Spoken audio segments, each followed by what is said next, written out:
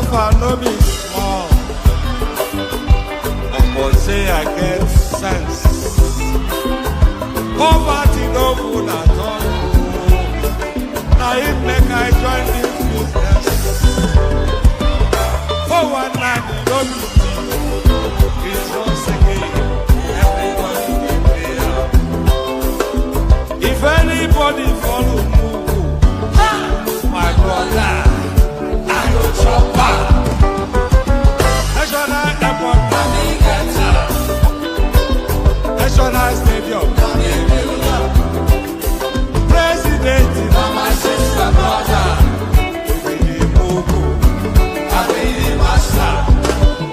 Oh, man, I go drop your dollar, I go take your money, disappear. For one time in the betty, we dey move, I be the master. The refinery, the contract that you want, but you won't pay me some more money. Make I bring ya. We dey move, I be the master.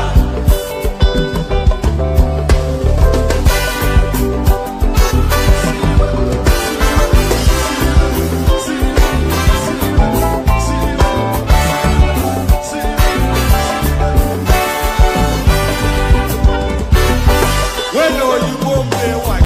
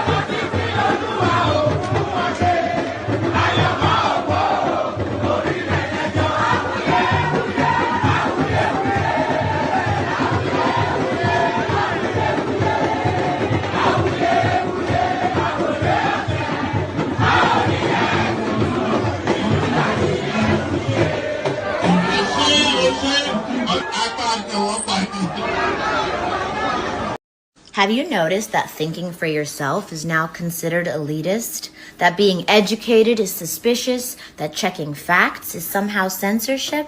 Congrats, you're living through the collapse of intellectualism. It didn't happen overnight. This was methodical, and here's how it works. Step 1, rebrand ignorance as common sense. If a fact makes them uncomfortable, it's fake news. If history proves them wrong, it never happened. If a scientist explains something, he's part of the agenda. Step 2, attack expertise. Doctors must be lying for profit. Professors indoctrinating your kids. Journalists, secret agents of the deep state.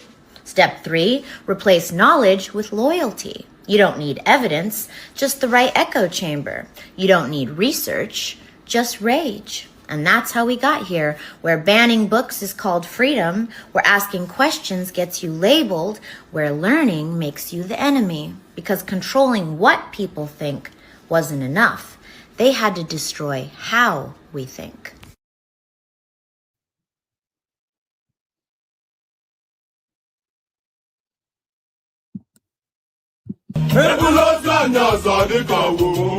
Okay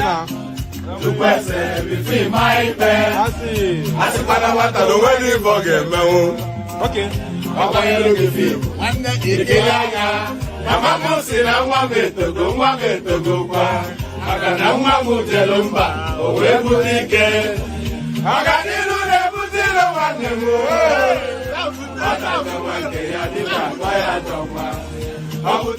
Do you come with two teachers?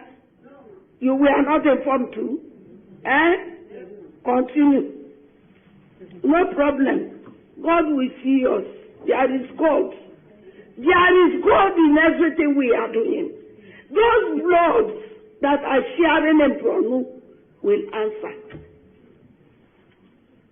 What of two teachers, Wyatt, what of two teachers that can tell us that they conducted that exam?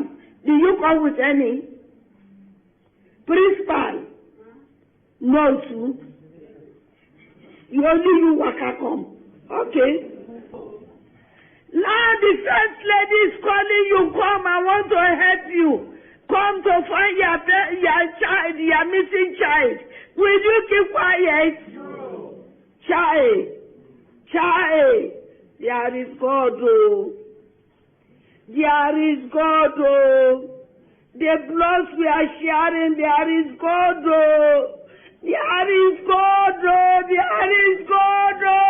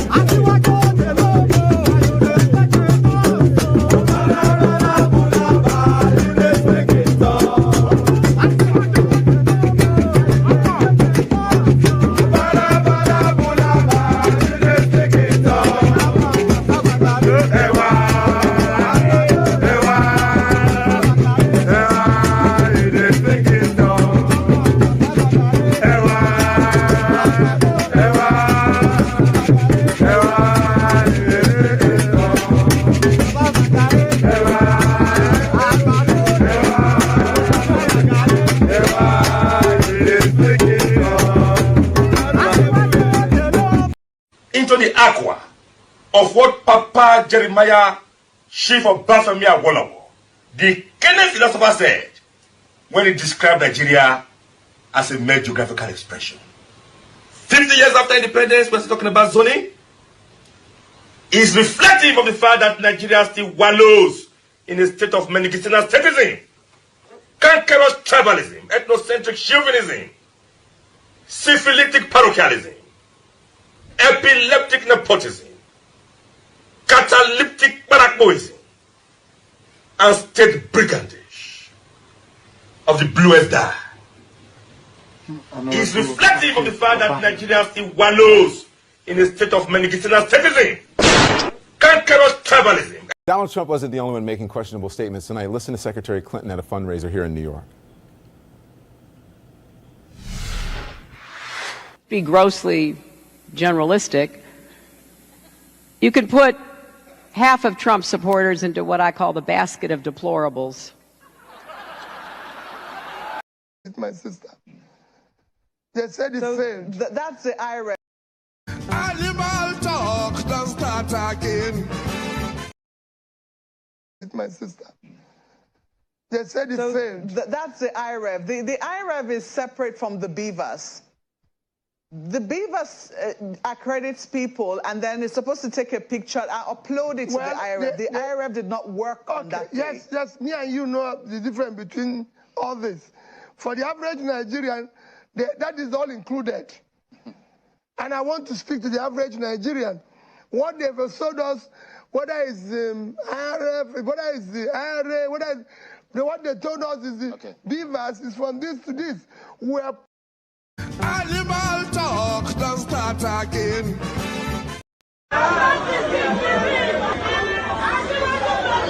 Oh yeah, arrangement for orin àyájọ́ ni, wọ́n dìde, wọ́n pínlẹ̀ ogun, oyin tí mo rí ká bá mi wá yẹn dà, ká ní kó bá mi wá.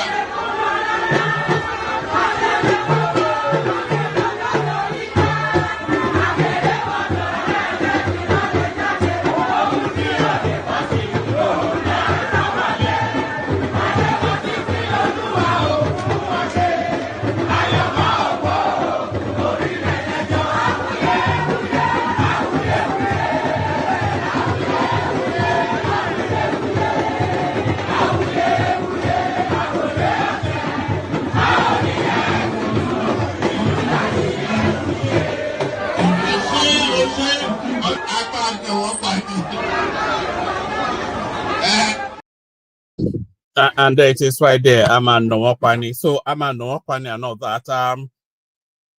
Good day to you. Good to be in your company. And how are you? So good day to you. Good to be in your company. And how are you? Hope you are having a glorious day presently and all that. Click on the like button if you would.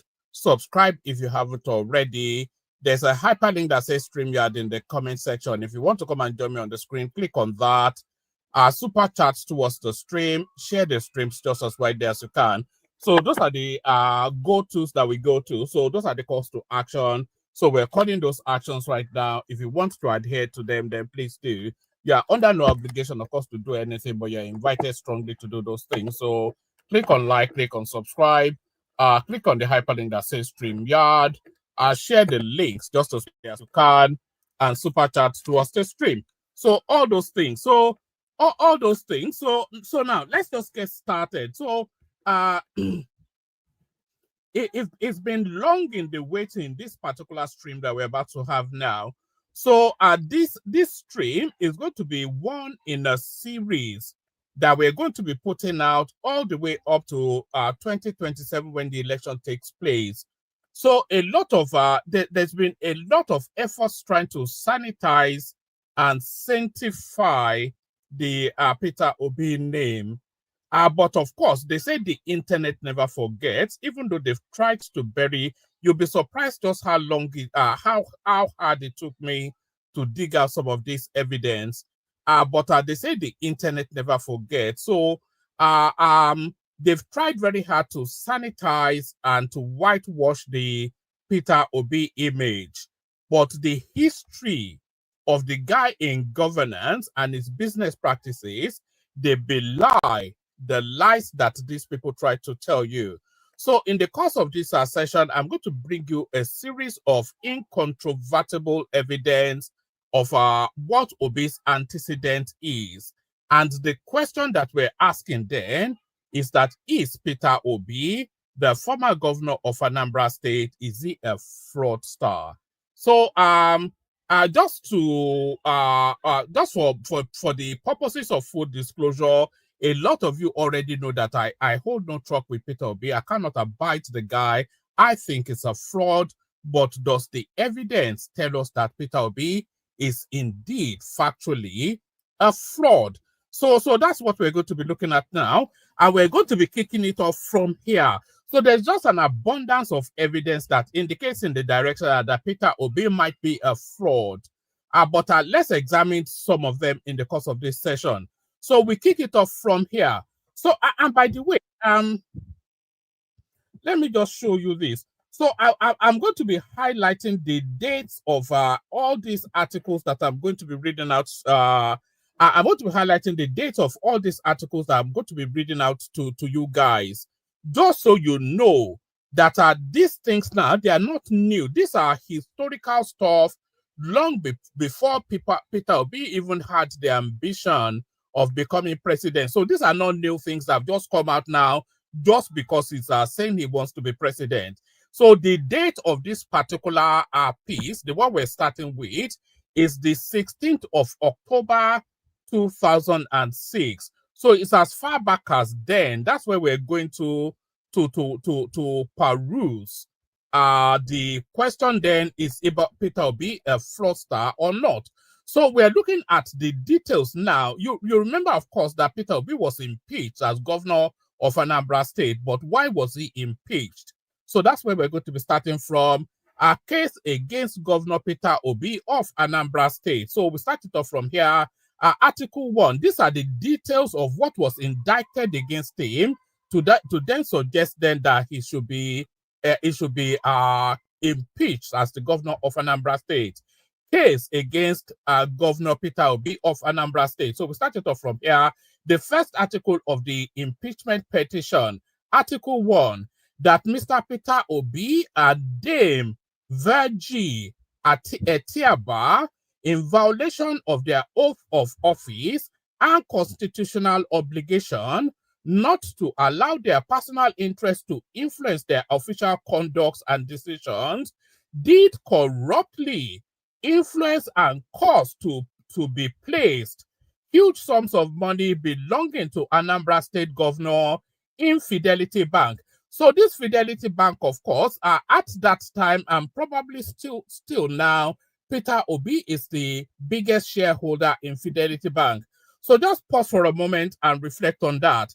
If Tinubu owned the bank and Tinubu then becoming the governor of Lagos State, then decides then to park all of Lagos State's fund into the bank that he owns, how would you view that? So, but this is what Peter Obi did, of course. So we take it from the top again. We take it from the absolute top actually again. Pardon me. Case against Governor Peter Obi of Anambra State. So this is his impeachment indictment, October 2006. Article 1, that Mr. Peter Obi and Dame Virgie Etiaba, in violation of their oath of office and constitutional obligation not to allow their personal interest to influence their official conduct and decisions, did corruptly influence and caused to be placed huge sums of monies belonging to Anambra State government in Fidelity Bank, being a bank both of them have substantial interest in. Bear with me one moment. Let me play you a bit of music. Only water, only water, where is Sima? Water, only water, where is Sima?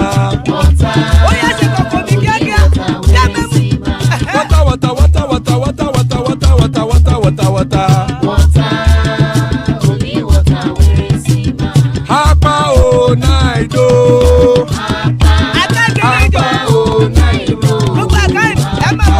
Hapa you don't come o.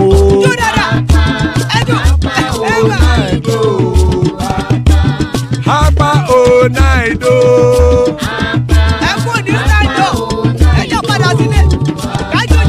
Oro keke elemu ye o. Ide sodi ya keke elemu re o. Obi master keke elemu re o. Chifu faila ti keke elemu re o. Eruku lele elemude. Eruku lele egbe elemudode ojare o. Eruku lele Ghana ti de everybody.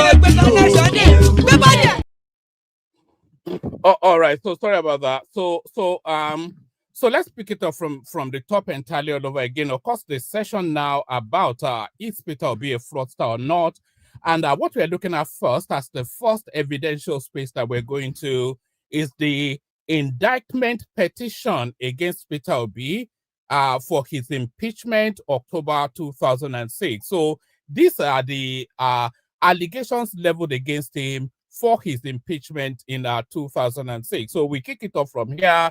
Our case against Governor Peter Obi of Anambra State.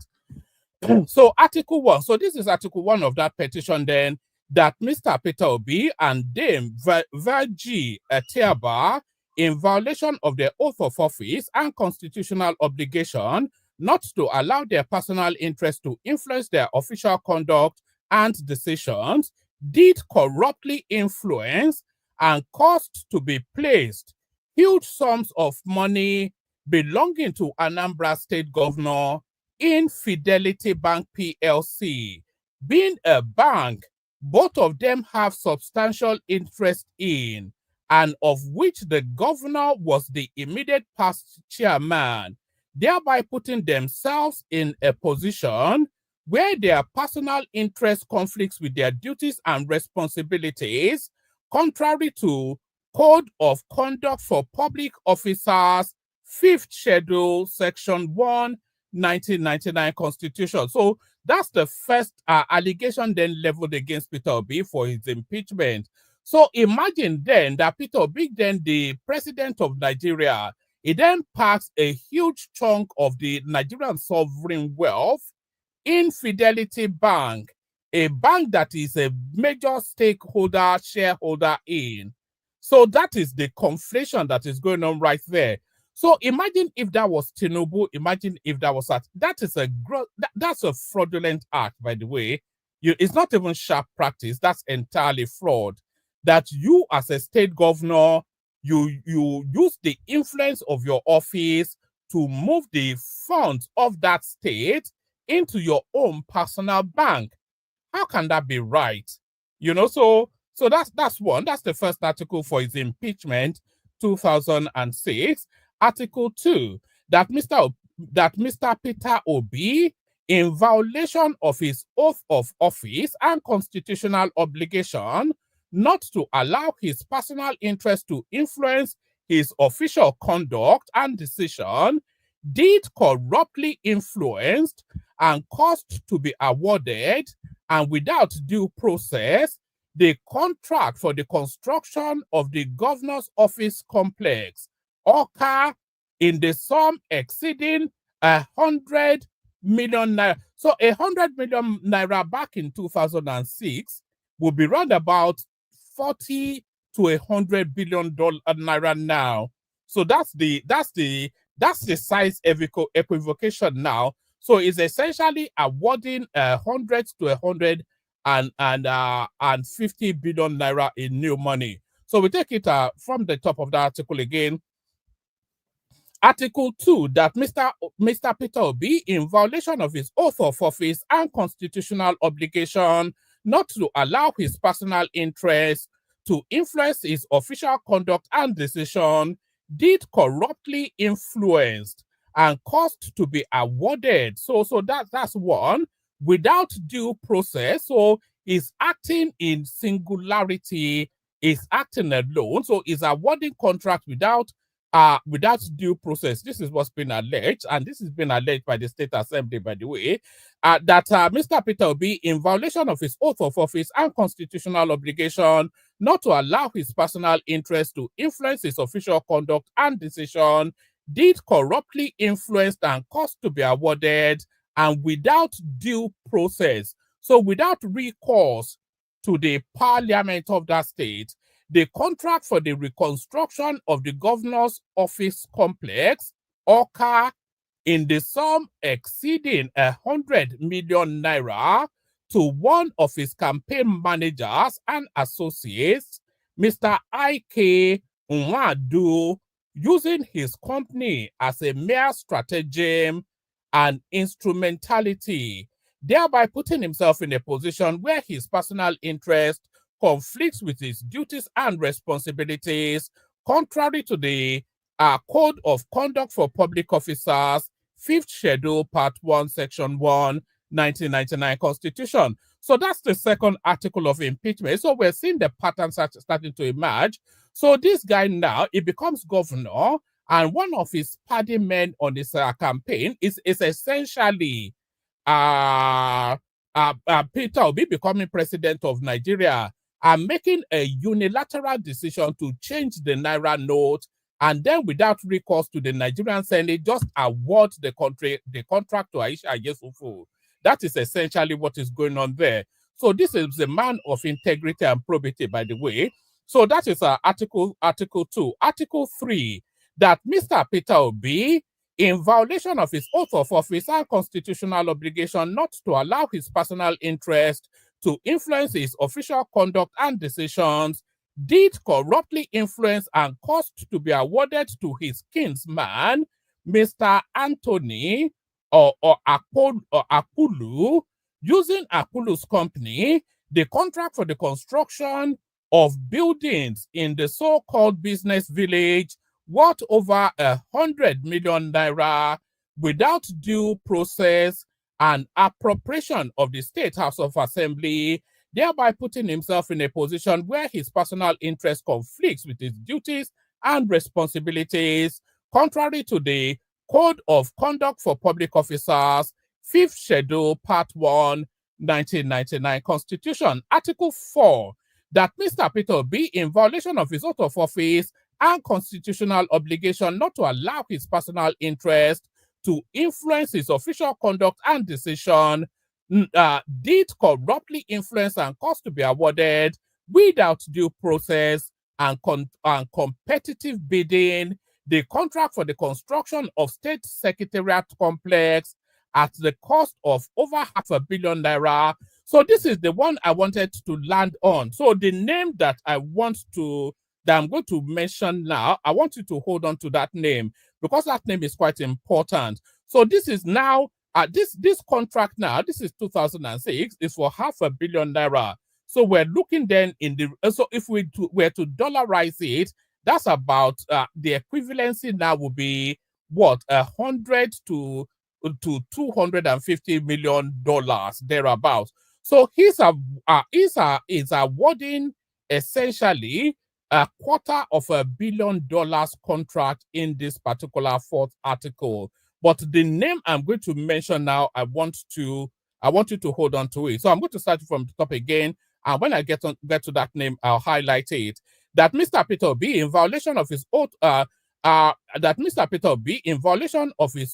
of conduct, again, that Mr. Peter Obi, in violation of his oath of conduct of office and constitutional obligation not to allow his personal interest to influence his official conduct and decisions, did corruptly influence and caused to be awarded without due process and competitive bidding the contract for the construction of the State Secretariat Complex at the cost of over 500 million naira to Mr. Paul Enidom. So that name I want you to hold on to, Mr. Paul Enidom. So who is Mr. Paul Enidom? Mr. Paul Enidom is the Peter Obi's longest standing business partner, and they are equity business owners of Next International, the parent company of Peter Obi's business empire. So this is his long-standing business partner, is a major partner in Next International, his private enterprise. This is the guy now that this guy unilaterally awarded $250 million contract to without recourse to parliament. But this, of course, is not fraud.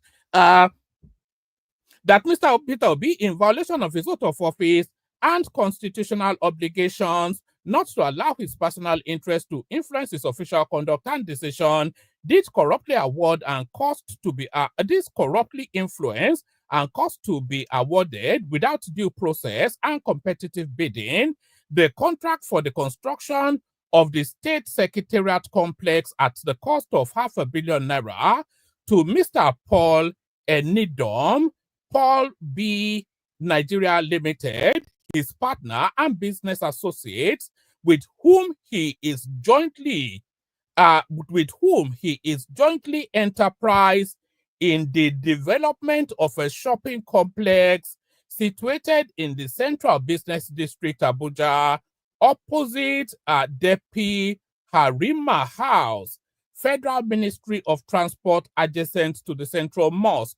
So the shopping complex, of course, is that next international shopping complex that Peter Obi builds all over the place. So this is his major business partner in that enterprise, his private enterprise of building shopping complexes all over the place. And this is the guy then that this guy awards $250 million naira, $250 million contract to, without recourse to the state assembly, unilaterally awarding that contract. So essentially, he has awarded $250 million contract to himself. That is how that reads.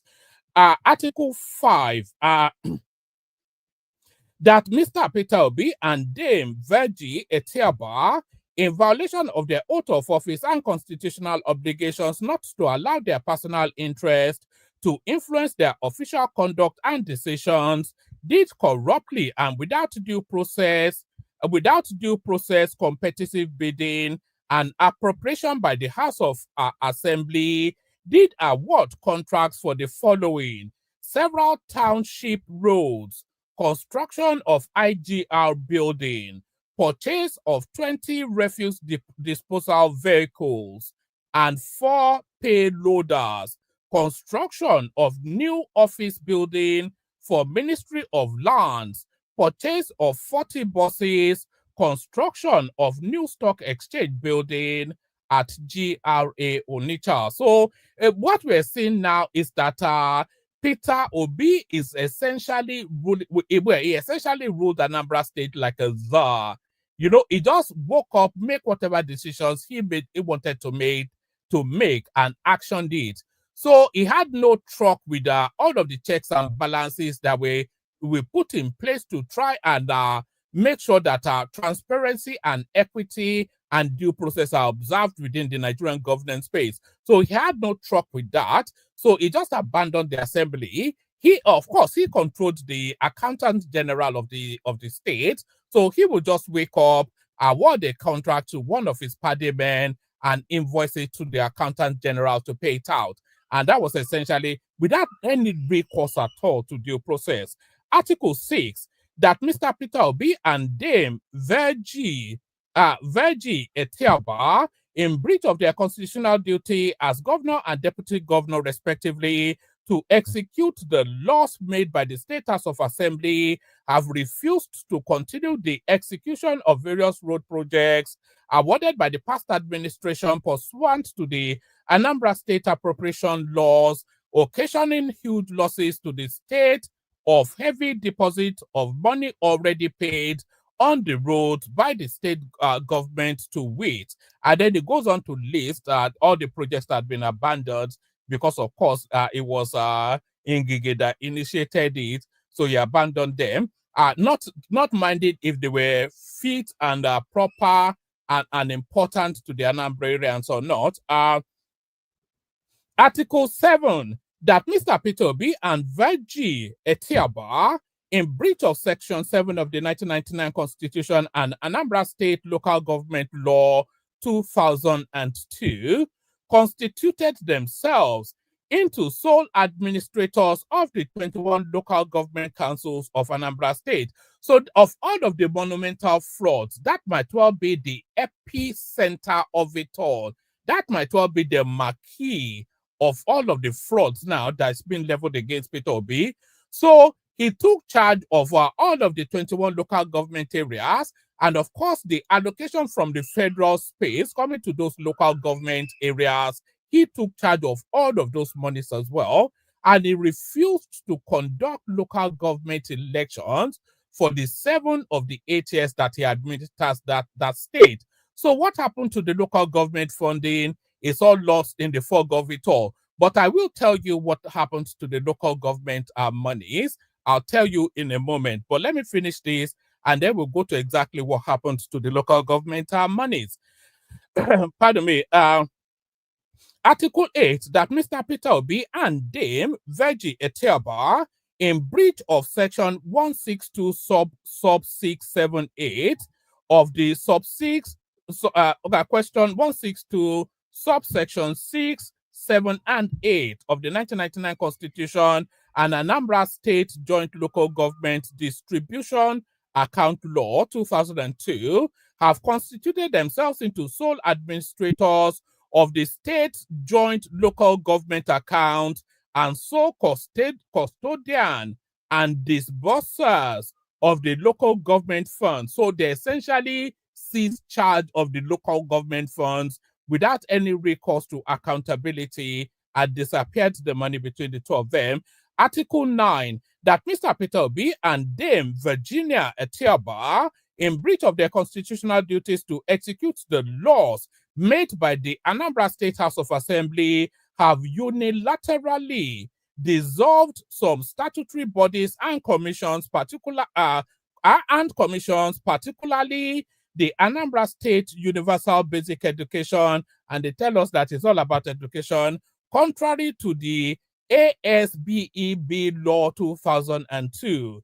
The Anambra State Vigilante Services, contrary to XYZ, the State Independent Electoral Commission. So it did not really need the State Independent Electoral Commission if it has no intention to conduct local government elections, because of course, that is the only purpose really that the state independent, maybe they conduct elections to the state assembly as well, but the main drive of state electoral commissions is to conduct local government elections. And because Peter Obi, of course, has no intentions, and we know in practice he did not conduct local government elections for 95% of his time as administrator, the administrator of that state. So he had no use for them, so he disbanded them essentially because, of course, he had other ideas about the usage of the local government funds. But we'll get to what he did to the local government funds in a moment.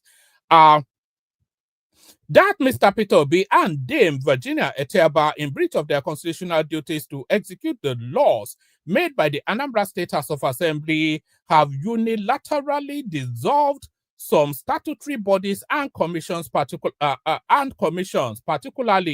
the Anambra State Universal Basic Education, the Anambra Vigilante Service, the State Independent Electoral Commission, and the relevant constitutional provisions and other actions contrary to the street trading prohibition, the Park Administration and Management Bureau laws, and the dissolution of the Judicial Service Commission, contrary to the express constitutional provisional relating thereto, and the laws setting up these bodies and commissions. Article 10, that Mr. Peter Obi, in breach of his oath of office, not to do or direct to be done in abuse of office any arbitrary act prejudicial to the right of any other person and in utter disregard of the right to life of every citizen and other fundamental rights of every citizen enshrined in Chapter 4 of the Constitution of the Federal Republic of Nigeria, issued a shoot-on-sight order during the recent Onitsha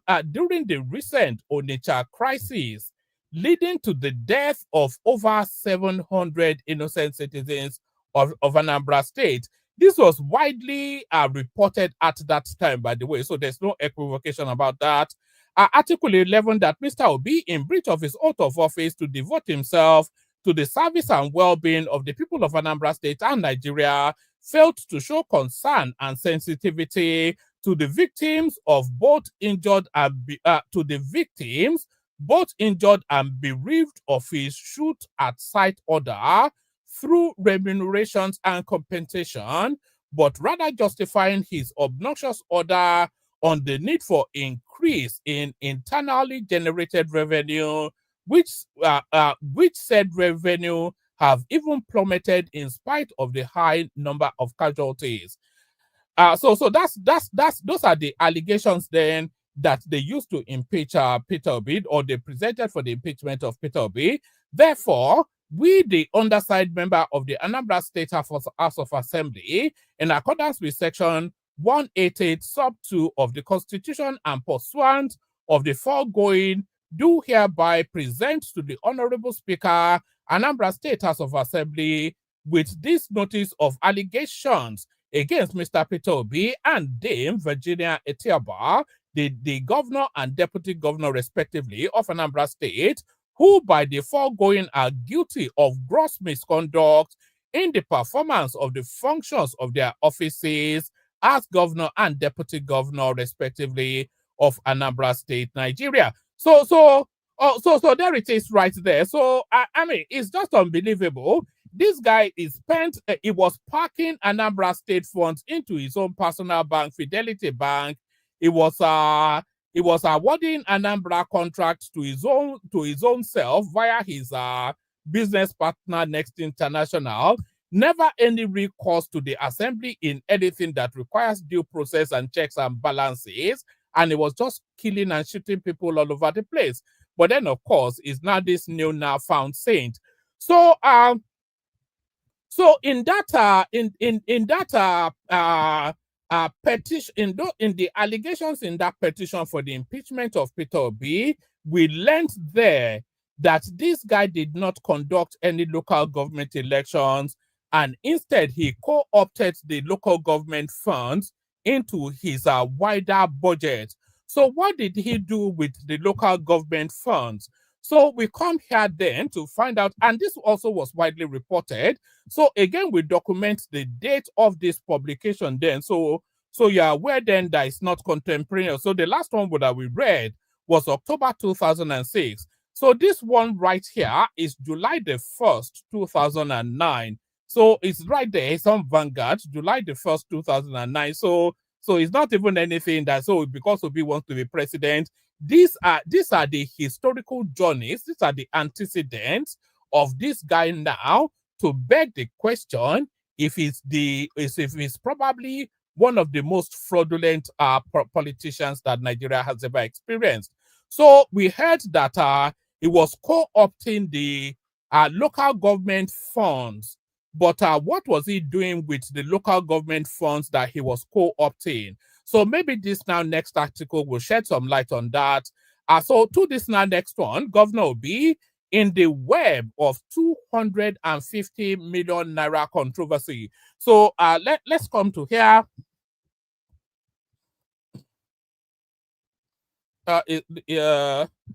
Actually, let's pick it up from here. This one probably picks it up from the start. So let's pick it up from here. So this is Vanguard, July the 4th, 2009. It was widely reported. It's also on Naira. It's all over the place anyway. When Peter Obi tried to steal that 250 million Naira in 2009. So let's come here. So alleged 250 million Anambra money. Police launch fresh investigation. Contrary to speculations that the case of recent recovery of a whopping sum of 250 million naira in cash in the private office of Governor Peter Obi of Anambra State in Apapa. And by the way, because I know this story so well, that property in Apapa, you can go there and verify even till today. It's number 7 Aerodrome Road, Apapa, somewhat high-rise building, a business complex that is built and owned by Peter Obi. So that was why that was where they found this 250 million naira in cash that they were trying to ferret away from Anambra State. Alleged 250 million naira Anambra money. Police launched fresh investigation. Contrary to speculations that the case of recent recovery of a whopping sum of 250 million naira in cash in the private office of Governor Peter Obi of Anambra State in Apapa Lagos, in Apapa, Lagos, by eagle-eyed policemen in Lagos has been arrested. Indications emerged over the week that police authorities in Abuja have commenced thorough investigations into the matter.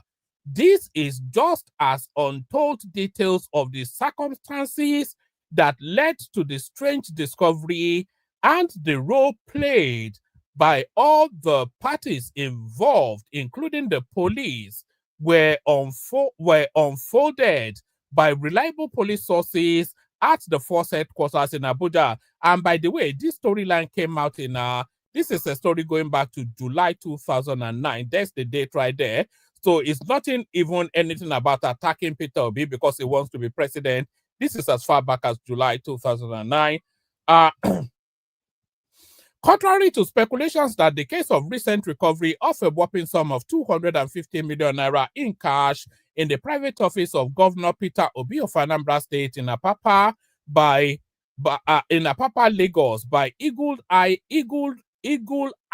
policemen in Lagos has been arrested. Indications emerged over the week that police authorities in Abuja have commenced thorough investigations into the matter. This is just as untold details of the circumstances that led to the strange discovery and the role played by all the parties involved, including the police, were unfolded by reliable police sources at the force headquarters in Abuja. Saturday, Vanguard gathered that on the said day, which was a Sunday, police authorities in Lagos received information from one of the aides to Governor Peter Obi that a huge sum of money was being conveyed to the governor's private company at Aerodrome Road in Apapa. So just follow that journey. So a huge sum of money. You can't say Obi had no. It's quite clear that he's taking the money. They cannot be stealing the money and taking it to his private house in Apapa. So clearly, Peter Obi at the very center of this, and these are all the local government monies that he co-opted, as we said. Saturday, Vanguard gathered that on the said day, which was a Sunday, police authorities in Lagos received information from one of the aides to Governor Peter Obi that a huge sum of money was being conveyed to the governor's private company at Aerodrome Road in Apapa, Lagos. Based on this, Lagos State Police Commissioner Marvel Akoyibo led some of his officers, including the area commander in Apapa, and they stormed the company.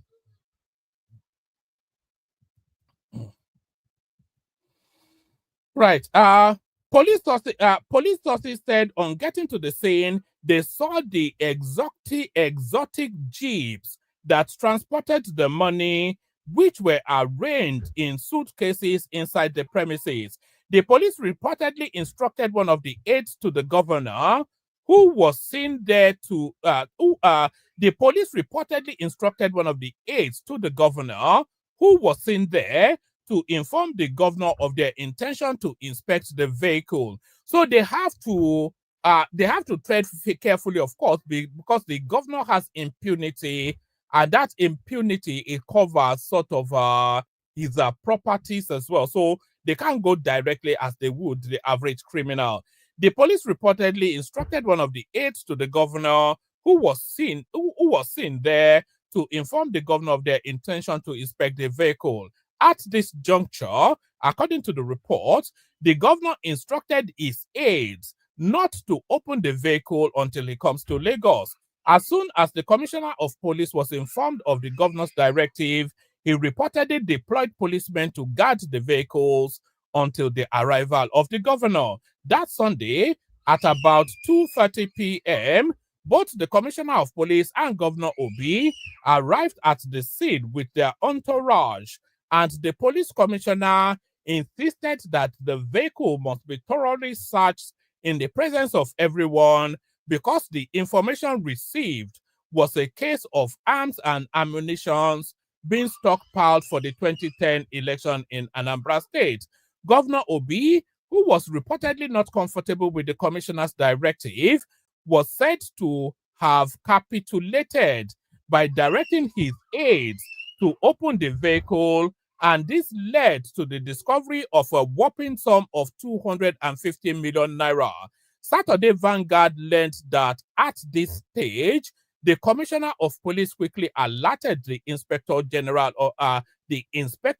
of Police, Sir Mike Okiro, who instructed that the governor should make a statement about the discovery. Sources said that in a statement, Governor Obi stated that the money found in the vehicles belonged to Anambra State and that it was meant for the payment of one of their contractors who wanted cash. It was gathered also that when the police asked Governor Obi why he should pay such a huge amount of money in cash instead of draft or check, the governor could not give a reasonable answer. It was the Inspector General. It was then that the Inspector General of Police directed that the money should be paid back to the Anambra State government account without delay. On Monday, the following day, both the Commissioner of Police and Governor Obi reportedly moved to Spring Bank, where the money was paid into Anambra State government account, and a photocopy of the deposit slip made and handed over to the Commissioner of Police. Saturday Vanguard also learned that what fueled police suspicion over the money was that they also got information that the governor was billed to travel out of the country a week after the money was intercepted.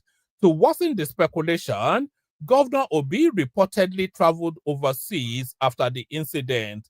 It was at this stage that the Inspector General of Police, who was properly briefed on the incident, directed the Force Criminal Investigation Department under Deputy Inspector General Israel Ajao to take over the case and unravel the mystery surrounding the movement of the cash from Anambra State to Lagos.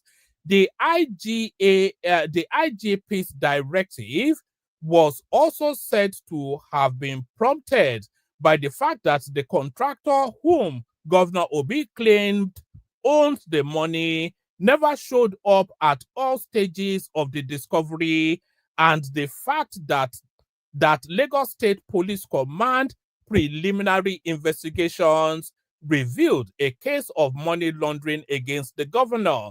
So far, sources at the force headquarters said detectives will soon conclude their investigations into the matter based on the fact that police authorities vowed to get to the root of the case without fear or favor. So this is, as I said, let me highlight this storyline that this is not anything to color Obi's name bad. If you look at what's been highlighted here, this was the story then as of July the 4th, 2009, where Peter Obi was caught red-handed in Lagos, stealing 250 million Anambra money. Stealing 250 million Anambra. It's all there. So all this nonsense about I want to the structure of criminality and all this nonsense. I can read out 50 articles, but I'm going to make this the last one. Like I said, this is going to be part of a series in order then to debunk a lot of this falsehood about Peter Obi. The guy is a crook, as far as my understanding. So now let's now go now from his petition for his impeachment to the 250 million naira that is stole from Anambra State, and then we land finally on Pandora Papers. So we made Pandora Papers the last one in this. This is the first installment in what is going to be a series that will build up to the 2027 election in order to put fact to the image burnishing that we're seeing of Peter Obi. So this is the now famous Pandora Papers now. So we make this the last readout, and then So we make this the last readout now in our expose of the fraudster that is the squeaky voiced man from Oka. Pandora Papers, inside Peter Obi's secret businesses and how he broke the law. So here it is, the Pandora Papers. Peter Obi, the ex-governor of Anambra State in southeastern Nigeria, is widely regarded in Nigeria as an advocate of good governance, openness, and transparency. So when did this come out? So this came out, this is October the 4th, 2021. So this is within very much the space of Peter Obi being rebranded as a saint with a halo, is it a halo on his head? A saint with a halo on his head. So this is October the 4th, 2021. So Pandora Papers, inside Peter Obi's secret businesses, how he broke the law. Peter Obi, the ex-governor of Anambra State in southeastern Nigeria, is widely regarded in Nigeria as an advocate of good governance, openness, and transparency. In addition to speeches on his governance records and statistics-laden prescription for Nigeria's development, he likes to talk about how hugely successful he became in business before diving into politics. In speeches and in printed literature, Mr. Obi is never shy, reeling out his numerous business affiliations and accomplishments. On his website, for example, the former governor said, "I was the chairman of Next International Nigeria Limited, then chairman and director of Guardian Express Mortgage Bank Limited, Guardian Express Bank PLC, Future Views Security Limited, Paymaster Nigeria Limited, Charms Nigeria Limited, Data Core Nigeria Limited, and Card Center Limited." On that same platform, the former governor also described himself as the youngest board chairman ever appointed by Fidelity Bank PLC, as a 34-year-old Nigerian lender listed on the Nigerian Stock Exchange. But beyond the facade of priggish speeches and appearances, an investigation by Premium Times has now shown that Mr. Obi is not entirely transparent in his affairs, like he likes Nigerians to believe. The investigation is part of the Global International Consortium of investigative journalist-led Pandora Papers project. The project saw 600 journalists from 150 news organizations around the world pouring through a trove of 11.9 million confidential files, counter-textualizing information, tracking down sources, and analyzing public records and other documents. The leaked files were retrieved from offshore services firms around the world that set up shell companies and other offshore entities for clients, many of them influential politicians, business persons, and criminals seeking to conceal their financial dealings. The 2-year collaboration has so far revealed the financial secrets of not less than 35 current and former world leaders, more than 330 public officials in more than 91 countries and territories. Mr. Obi is one of the individuals whose secret business activities was thrown open by the project. Indeed, he has a number of secret business dealings and relationships that he has for years kept to his chest. These are businesses he clandestinely set up and operated overseas, including in notorious tax and secrecy havens, in ways that breaches Nigerian laws. Correspondents contacted Mr. Obi with written questions and had an in-person interview with him weeks ahead of this publication. The former governor admitted that he did not declare these companies and the funds and properties they hold in his asset declaration filings with the Code of Conduct Bureau, the Nigerian government agency that deals with the issues of corruption, conflict of interest, and abuse of office by public servants. He said he was unaware that the law expected him to declare assets or companies he jointly owns with his family members or anyone else. The Pandora Papers, the biggest cross-border collaboration of journalists in history, is an investigation into a vast amount of previously hidden offshore companies, exposing secret assets, covert deals, and hidden fortunes of the super rich, among them more than 130 billionaires and the powerful, including more than 30 world leaders and hundreds of former and serving public officials across the world. The confidential documents also feature a global cast of fugitives, convict celebrities, football stars, and others, including judges, tax officials, spy chiefs, and mayors.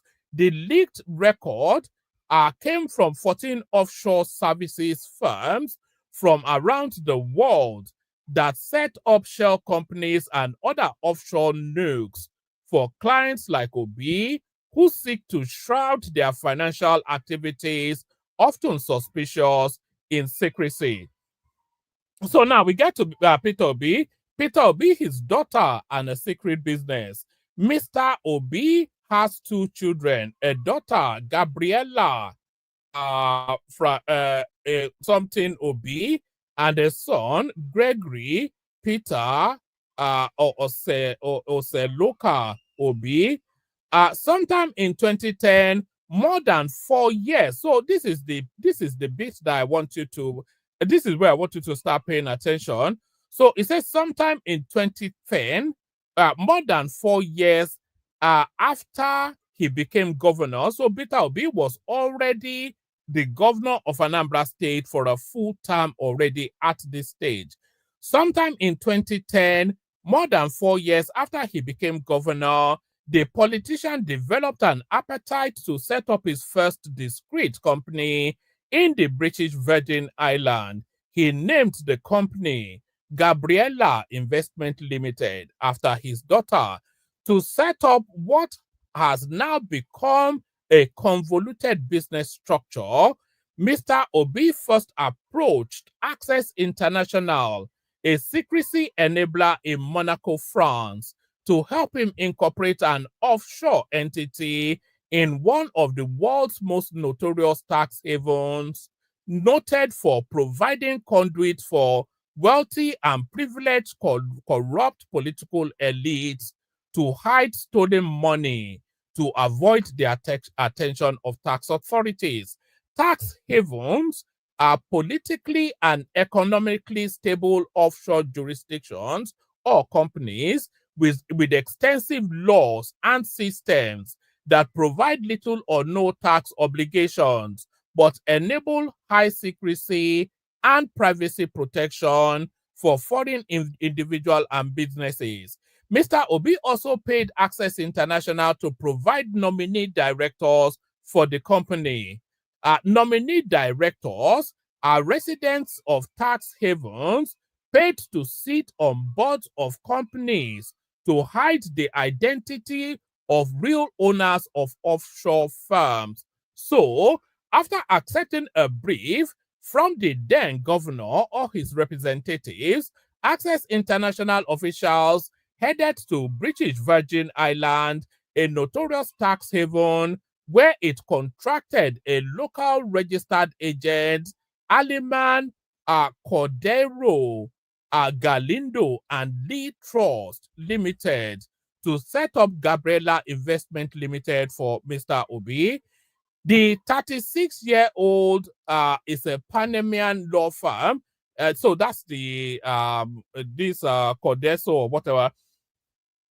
The 36-year-old Alcogal is a Panamanian law firm that went on to open overseas subsidiaries offering company formation and registered agent services for BVI, Seychelles, Belize, and Bahamas, and the preparation of cooperation documents in relation to the companies formed. It also provides trust services through its subsidiary trust companies in Panama and the Belize.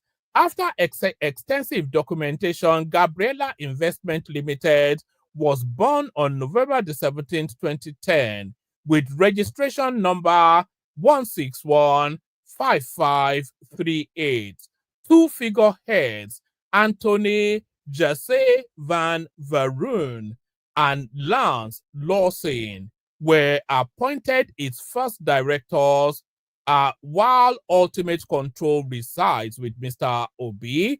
On the same day the company was incorporated, the nominee directors met and issued 50,000 shares of Gabriela Investment in favor of Hill International Holding Corporation, a shell international business company operating under the laws of Belize, another tax haven. The director of the company, Mr. Van Veroon, also one of the directors of Gabriela Investment. It is unclear what businesses Mr. Obi transacted with the entities, but in some communications, they were sometimes referred to as investment vehicles. Mr. Obi told Premium Times that the offshore entity is the holding company for most of his assets, and that the business structure he adapted was to enable him avoid excessive taxation. I am sure you too will not like to pay inheritance tax if you can avoid it, he told the reporters who interviewed him. The Memorandum of Incorporation of Gabriela Investments said it was set up to carry on and undertake any business or activity, including trading of any commodities or goods, to do any act or enter into any transaction. Mr. Obi has since rearranged his offshore businesses. First, he renamed Gabriela Investment. Beginning February 10, 2017, the company became known as PMGG Investment Limited, in what is a combination of the first letters of the first names of Mr. Obi's nuclear family. P for Peter, the ex-governor, M for Margaret, his wife, G for Gabriela, the daughter, and G for Gregory, the son. Mr. Obi has also now created a trust known as Gabriela Settlement, an entity also registered in the BVI, according to Fidelity Investment. According to Fidelity Investment, a trust is a fiduciary arrangement that allows a third party or trustee to hold assets on behalf of a beneficiary or beneficiaries. Experts believe that trusts are traditionally used for minimizing taxes, even though they can offer other estate plan benefits as well. By the current structuring of Mr. Obi's wealth and offshore businesses, the Gabriela Settlement, which appears to hold all or majority of his assets, is the sole shareholder of PMGG Investment. In turn, a New Zealander entity, Granite Trust Company Limited, is the sole trustee of Gabriela. So you can see the convoluted web of trying to hide away stolen money that this guy is embarked upon. In turn, a New Zealander entity, Granite Trust Company Limited, is the sole trustee of Gabriela Settlement. Sam Access International, the Monaco-based secrecy enabler Mr. Obi hired in 2010 to set up his offshore structure, was until August the 23rd, 2019, the sole shareholder of Granite Trust. So that fleshes out that. Let's just carry on. So Anthony Jesse Van Veroon, who has acted as a consistent and perpetual director for almost all of Mr. Obi's offshore entities, popped up again, making the filing that brought in another Monaco-based company, Rhone Access Sam, as the sole shareholder of Granite Trust. However, Rhone Trust and Fiduciary SA, a Swiss entity, is the ultimate holding company for Granite Trust. So you see how convoluted the web that Peter Obi is moving to try and hide the stolen money. Mr. Obi and his man Friday, a central and recurring figure in former Governor Obi's network of offshore companies, and on whom the politician appears to place immense trust, is Anthony Van Veron, a 70-year-old South African based in the Principality of Monaco in France. Expert in illicit financial flows, consider Monaco a tax haven because of its generous tax laws and policies. According to KPMG Multifamily Office, the Principality of roughly 30,000 inhabitants does not charge wealth tax, property tax, investment income, and capital gains tax. It also does not tax dividends and director fees, and unless they are French nationals, the resident individuals are not subjected to personal income tax, etc., etc. All right, so let's get to where Peter Obi starts to move money around. Right. A 1991 leaked incorporation document reveals a certain Peter Obi and two individuals, Donatus Ogbagu and Uche Okagwa, to have incorporated Bisham's Investment Limited in Barbados. The firm was incorporated as an international business company on August the 20th, 1991, with registration number XYZ. The setting up of the company was handled at the time by a certain Peter L. Chase. What businesses the company does and what asset it holds remains unclear. Mr. Obi denies knowledge of the firm as well as of Messrs. Ogugu and Akogwa. He said the individual who incorporated Bisham was possibly another businessman who happened to bear a similar name as him. However, Next International UK Limited, another of the former governor's overseas companies, was incorporated on May the 16th, 1996 in London. Mr. Obi and his wife Margaret were listed as directors, whilst Next International Nigeria Limited with 999 ordinary shares and Mr. Obi with 1 ordinary share were listed as shareholders. The exact businesses the company undertook in its 25 years history remains unclear. Although on March the 8th, 2001, the firm reported taking a mortgage from Lloyds Bank for a property at 53 Clyde Road, Croydon. So I didn't know it was quite this long. Actually, I wouldn't have embarked upon it. So that's Pandora Papers actually. So that's Peter Obi, yes, stealing more money from Anambrarians via the conduit of Pandora. But Peter Obi is an honest man, no. So forget all that. So Peter, there's nobody more honest than Peter Obi. Only that it happens to be is that is a documented con man. But apart from that, there's nobody more honest than Peter Obi. So that's Peter Obi right there. Let me send the link into the comment section. I'll play just a snapshot little song. If anybody wants to come and agree or refute, you can do that. So I'll play you just a micro little track, and then we'll see what happens after that. Water, only water. Water, only water. Where they see ma. Water, water, water, water, water, water, water, water, water, water, water. Only water. Where they see ma. Hapa o naido.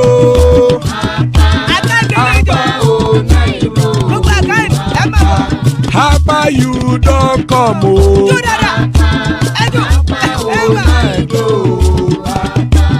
Hapa o naido.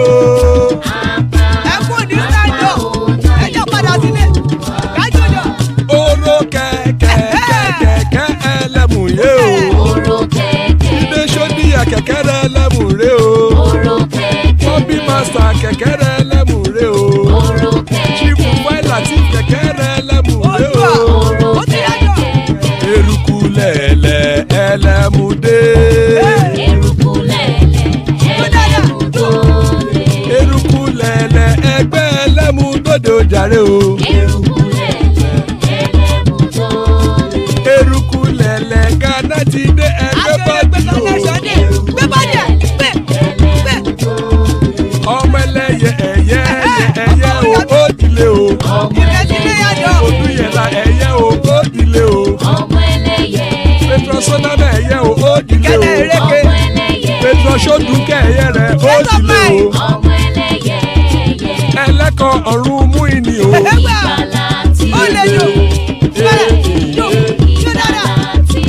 Àkùkọ ọ̀run mẹ́kọ̀.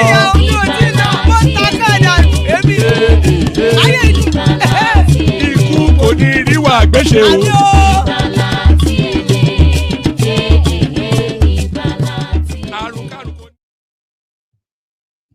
And it is right there. Kukoneru Agbeseme, this have nothing to do with us. So joining us are Patrick Uche and the elegant man of prestige. So good to have you, gentlemen. You've been here all the way through, Patrick. So how would you want to respond then to this abundance of evidence of Peter Obi's criminality?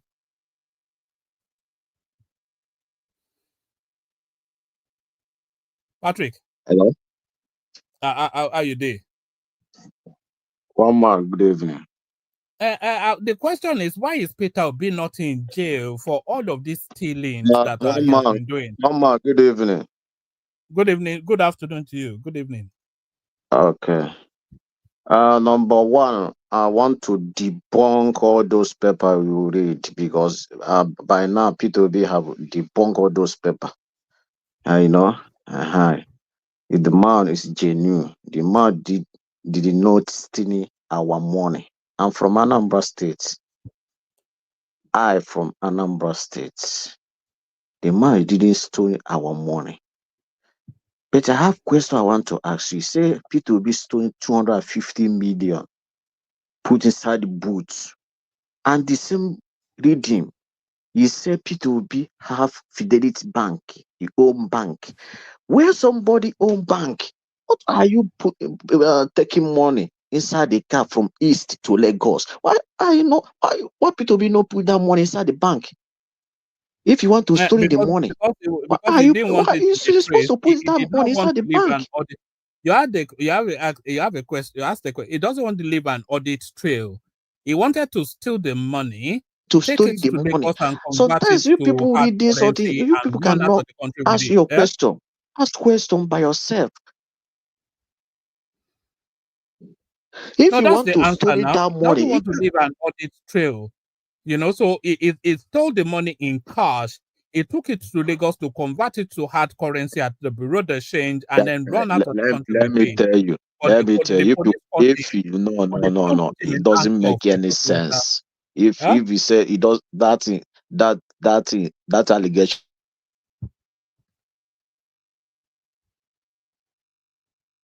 Were you not aware at the time when Peter Obi stole this money? Patrick?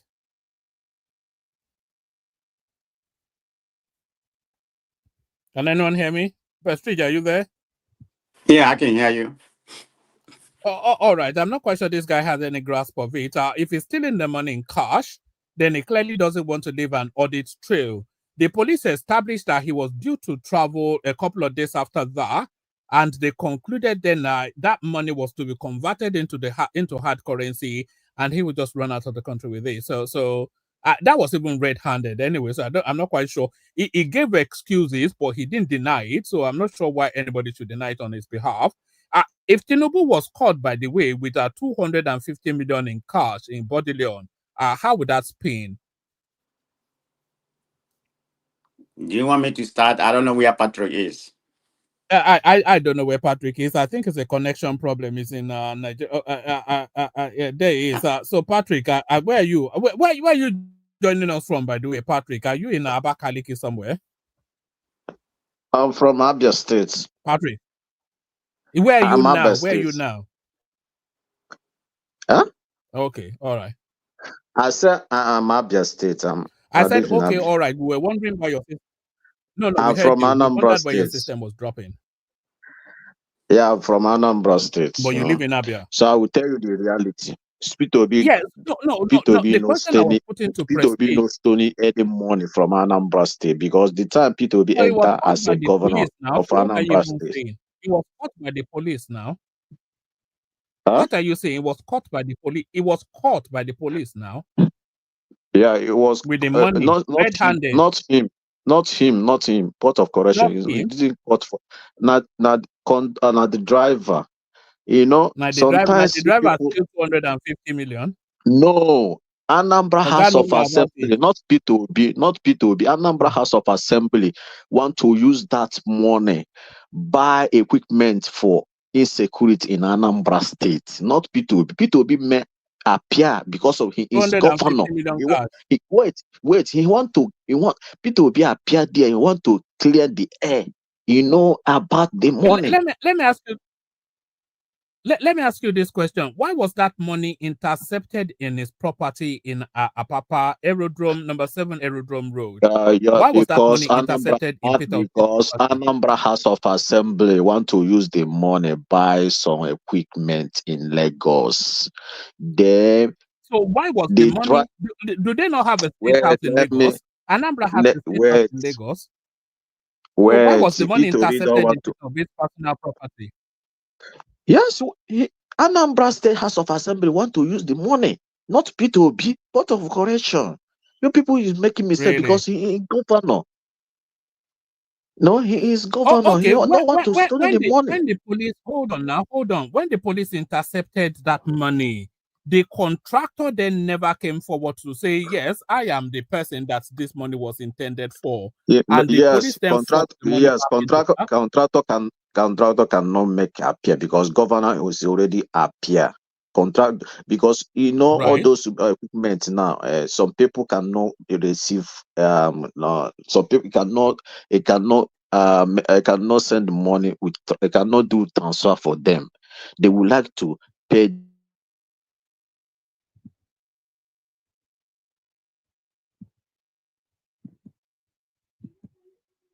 After they transfer the money, they still buy the equipment in Anambra State. Right. So let me tell you, that man Peter Obi work well in Anambra State because the time you enter as a governor, Anambra doesn't have anything. Anambra doesn't have anything. Really? Patrick, can you hear me? Let's go to Peter Obi's impeachment as Anambra State governor. And just a slew of allegations. Of course, we already know how he put all of the state's money in his own account, in his own bank, Fidelity Bank. But one of the allegations then was that he was awarding contracts without recourse to the state assembly and essentially awarding the contract to himself. There was a particular contract that he awarded to Paul Enidom, who was his business partner, who still is his business partner in Next International building complexes all over Abuja, etc. So essentially, he awarded a $500 million naira contract, that is in 2006, to his own personal friend and business partner without recourse to the state assembly. Is that corrupt?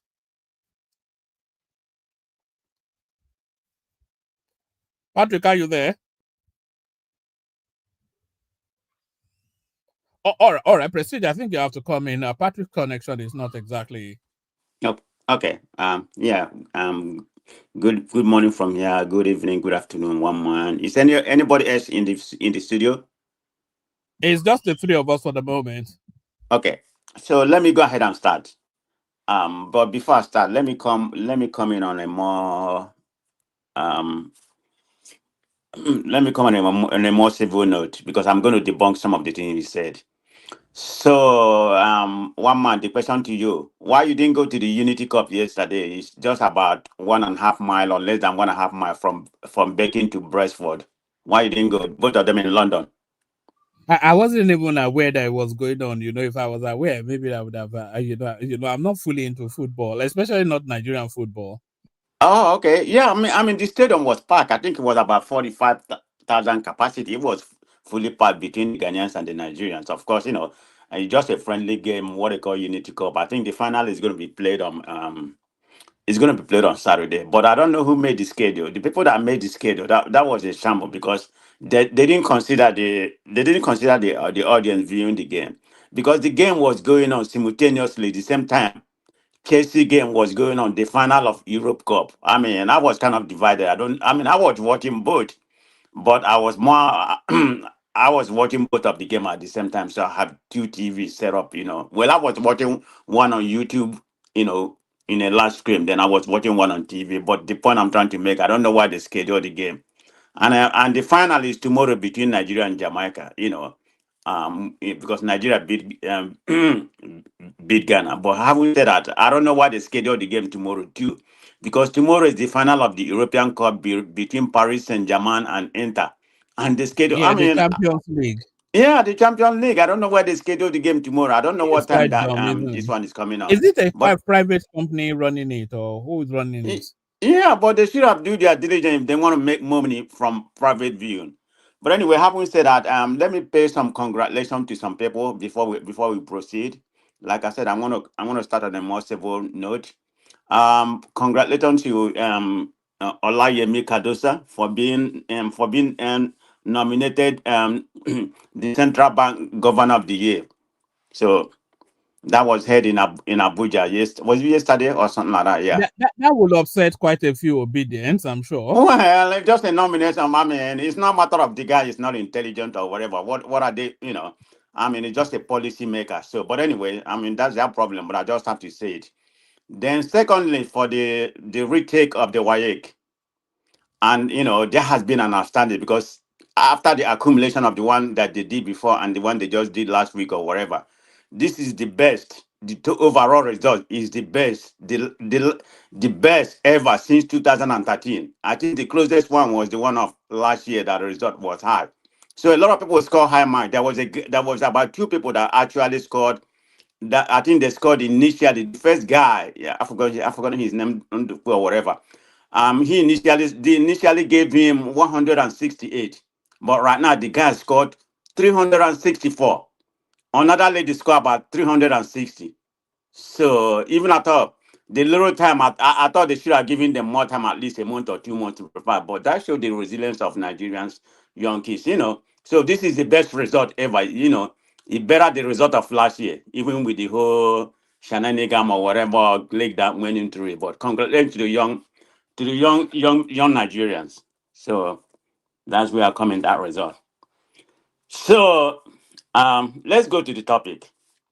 Let's start with I think you started. I listened to you. I wasn't here in the beginning, but I was able to grasp your main topic. So my main question before I proceed: when are you gonna make a case against Tinubu about um about the so-called money laundering and all his criminal, all his, I mean, where none of them has been indicted. So, The case has been when made are you? against Hold on, Tinubu, hold and on, hold on. he has been found When are you gonna innocent. make a case about Tinubu? The case has been made against Tinubu, and he has been found innocent. You see, this goes your bias, but I'm happy to be here. I mean, that's why I always come here. I don't like to go to Kumbaya. I mean, I go to Kumbaya, but I don't talk that much. But this is the only place, I tend to talk more, because I like a different narrative. But that's your opinion. But that just showed, I mean, if I don't know you, people who really don't know you, they will know, they will say you're biased completely, I mean, whatever they may call him, whatever the bias may come, but that's you. So you don't want to talk up, you don't want to talk about Attack the topic, not the host. Now, no, don't no, no, say no, the no, no. board I'm, not the I'm man. not. Say the I'm not. board I'm not just the making man. a statement. I don't have any issue with you. I can handle you. I'm just talking about people generally. That's the way they be viewed. But that's not my point. If I view it that way, I wouldn't be coming here or try to debunk it. So I love it. You see, this is where I find my reading when when I have to debunk somebody. So let's talk. Let's start with Hold on 1 minute. Just give me 1 minute before you carry on, because I have to respond to what you just said there.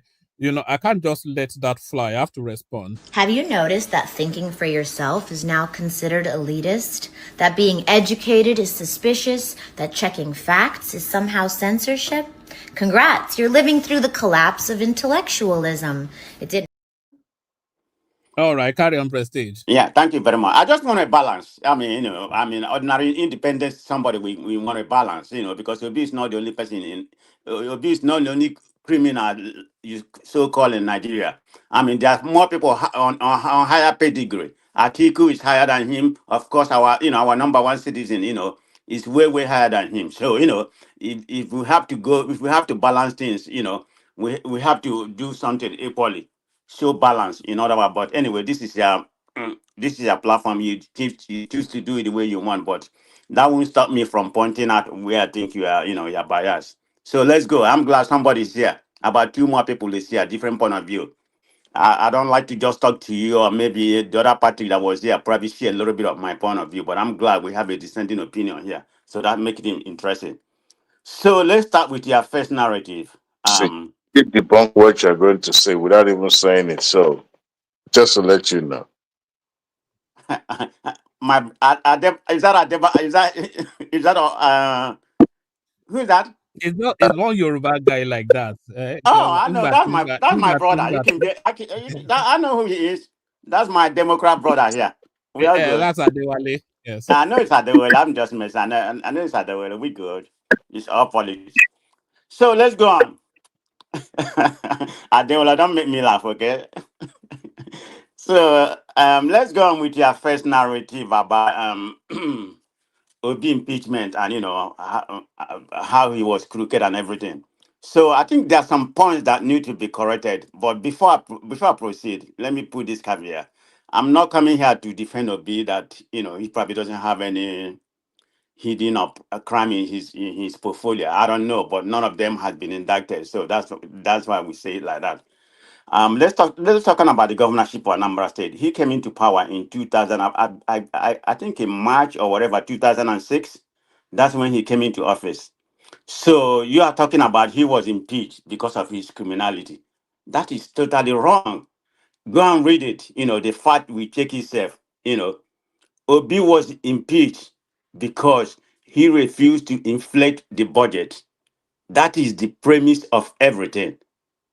That's why he was impeached. And I will give you two circumstances. One of the area whereby he was impeached.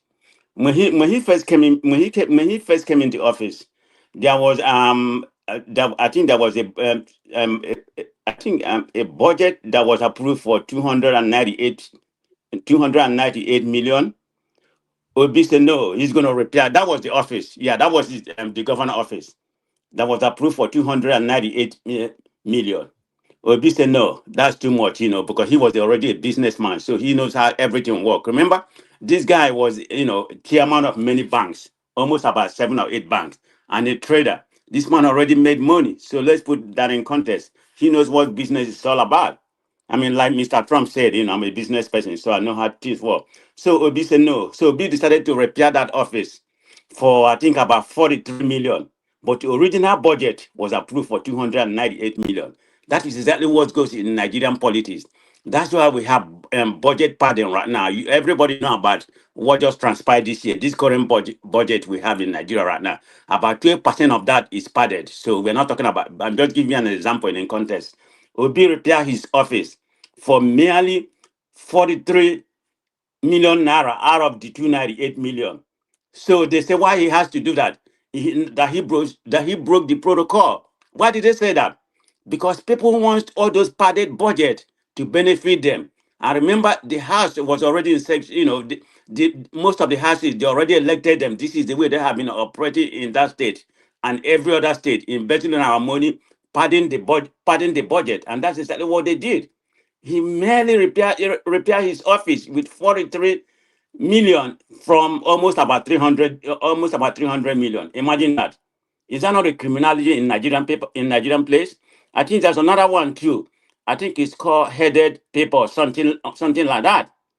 They approve about I think about 15 million. I don't have anything in front of me right now. I think there's two of them that was approved. They came out to be about I think about 30. Let me see. I'm trying to get my recollection. But anyway, to make the story short, no, it wasn't. It was in dollar. I'm sorry. It was about $30,000. That's much to prove it. But Obi was able to do that for $750. But the point I'm trying to make, it was about padding of a budget. What? What are you talking about, Prestige? There's a series of allegations leveled against him on his impeachment petition, and they allege that he was packing huge sums of Anambra's money into Fidelity Bank, which he owned large shares alongside Madam Etiaba, the deputy. They were saying he was awarding contracts to his cronies and business partners, including this Paul Ododiem or something, Paul Enodom, who was his associate in next something or the other.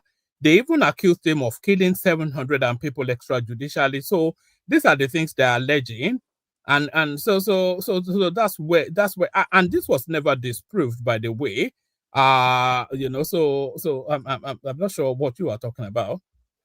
I'm telling you what happened. That's part of the corruption. That's why the House of Assembly, but because he was going against their norm, that's exactly why they impeached him. Are you saying that he wasn't awarding contract without recourse to the assembly? That may be just the part of it. Is that not what they do in Nigeria? Awarding contract to his friends. Is that not what they do in Nigeria? Does that warrant?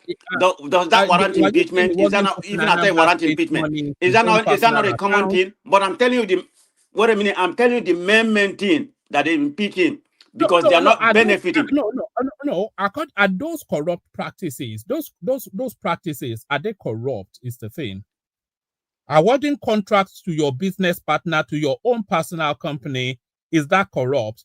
Putting state money, that's corrupt. But in a Nigerian scene, that's a minor corruption. That's the thing. In a thin country. Wait a minute.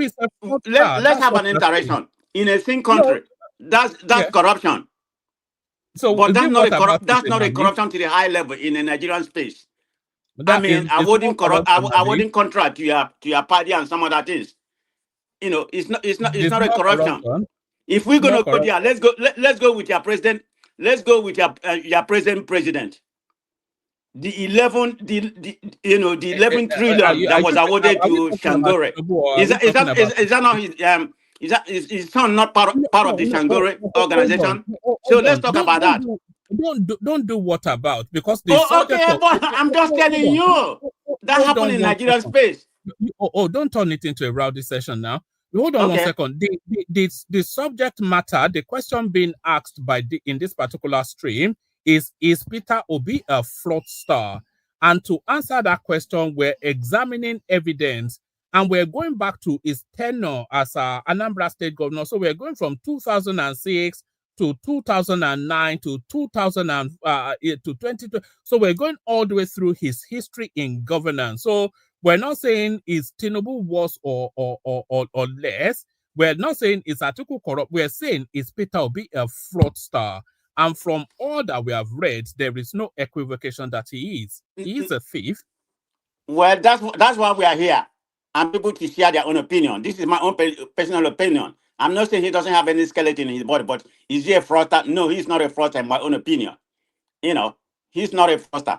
I'm trying to debunk some of your narrative. the ones say what awarding contract to his party and something like that, yeah, that's not in a same country like here, that's illegal. But in the Nigerian space, that's not that's not even come close to the highest corruption. What about And I just awarding gave you contracts to himself? What about awarding contracts to himself? How did he award a contract to himself? He awarded the contract awarded to Paul Enodum's company. That company, he is a part owner of that company. So it essentially awarded it to himself. $500 million naira in 2006.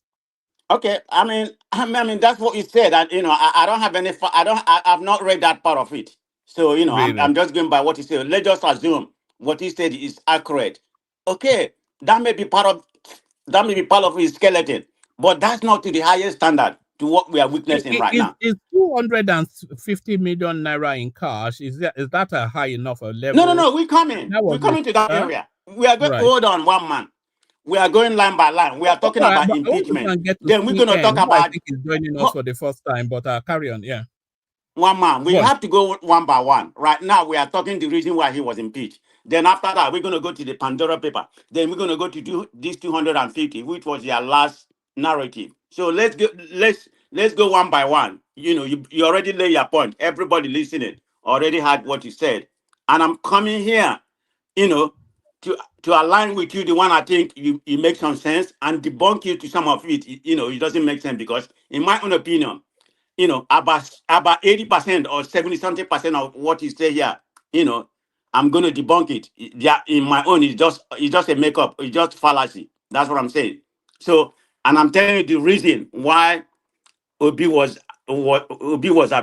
impeached, because he's not aligning what the current government is, want him to do. He wants to get away from, the padding of the budget and everything. I just give it to two occasions, where they padded the budget, for his office that he wanted to repair, and how he repaired. He just repaired the office by about one fourth of the budget, and they got mad. Say, why would he do that? That he broke the protocol. That he's supposed to come to them, and they're the one they are the one they're supposed to approve it. He refused. And I give you an example of, again, the headed paper. Sorry, is that documented anywhere, or is that what Obi said? Yeah, it's in premier time. It's documented. All right. I've never seen that. Yeah, go and look at that one. Is in premier point, and I'm giving you the exact figure. That was approved for that was approved for his office, 298 million. And he said, no, that's not going to happen. And he repaired his office with 43.2 million. That's how much he used to. And this is the reason why they fought him for not following the normal process. So you can't come here and become the alpha and omega. You can tell us what to do. We approve the budget, and you have to do what you said. And I give you about the other one called the headed paper. That they approved. He said no. I mean that was part of it. And part of what he said, awarding a contract for his colonial or whatever, that may be part of it too. But sorry, Presi, is it your contention that Peter Obi is right to award contracts without recourse to the state assembly? Is that what you're saying? No, I said it's not. I'm not disputing what he said, but I'm going to go read that, and I will come back another day. We talk about it, but I don't have the fact to back up what he said. I mean, knowing how you feel already. I'm not saying you're lying, but knowing how I know you are biased against Obi, you can make it up, or you can go and dig up some papers, salacious paper that doesn't back the fact. I didn't actually even dig it up, or it was documented. No, I'm not saying you made it. I'm not saying that's what you're saying, but I mean, opposition can write on, and that could be fact. And I tell you, if that's true, then that's wrong. But what I'm saying, in a same country, that's a minor infraction. I mean, in a same country, that's breaking the law. That's against the law. But in a country like Nigeria, that's nothing. That's why I brought the Tinubu narrative here. It's not that I want to talk about Tinubu. No, I don't care about Tinubu. That's not what I want to talk. So I brought that as an example. You can't even compare that to what we are talking about right now. So if you're going to impeach that man for what I just said, and all that kind of things, then you have to impeach every governor. So you can't put this what you just narrated about why Obi was fraudulent or embezzling the money in Yeah, Anambra but State. Obi promised us that he was coming to dismantle the structures of corruption now. So And he did okay in a Nigerian standard. When we're going to talk about by here, we have stealing to talk about 250 Nigerian million standard. naira, He by did stealing he did pretty 250 good. million naira. He was prudent during his office time about budget and everything, and they don't like it. They don't want somebody who wants to come, and start breaking the norm, the protocol they are used to, padding of budget and everything. All right, just to manage the time, take us to the 250 million naira that is stole. How are you No. explaining that? Okay, hold on. How are That's you going to be explaining last. that? Oh no, you have to give me my time if you're not interrupting me. So let's go to the Pandora paper. When did Obi establish the Pandora paper? I mean the offshore account. The offshore account was established in the year 1990. That's when it was initially established. Then in 2010, he incorporated it. I think he renamed it to, is that what did he say again? DMGG, right? He did not rename it. He formed a company in 2010 called Right. Gabriela Investment Limited, and he used a proxy to do that in the British Oh, wait a Virgin minute. We know we know the offshore account started that's when he was in London. Go and find out about that. In the 1990, that's when he first opened the offshore account. That's way before he become a governor. He became a governor sometime in March or February 2006. That's when he became a governor. So he has started opening the offshore account, but he cannot make it limited, with his name Gabriela. I mean, with the daughter name Gabriela. Then in 2010, that's when he upgraded it to PMGG, which include his son. That's not true. That's not according. That's You know this. 2010. Hold on now. The Pandora Papers. It's not even about Peter Obi. It was a global investigation across several I know very countries. much about. Yeah. I know much about offshore account. It's not. Hold on. It's not an attack on Obi or anything. Obi was just a subsect in. They had this bunch of files, and from those bunch of files, all this name came out, including Obi's name, and what they established about Obi. He incorporated that thing in 2010, Right. which was well into his fourth year as a governor of Anambra State. So it was right at the midpoint of his tenure in Anambra State. He incorporated it, and then he hid it behind proxy names. All these South African name, Monaco name, and all of these names. He hid it, and then he moved the company to then hide that company into another shell, and then he hid it in yet another shell. So it's quite clear what he did. Okay, give me my time before give me my time, because I'm going to digress a little bit, because you make me lose my thought, because it was rushing me.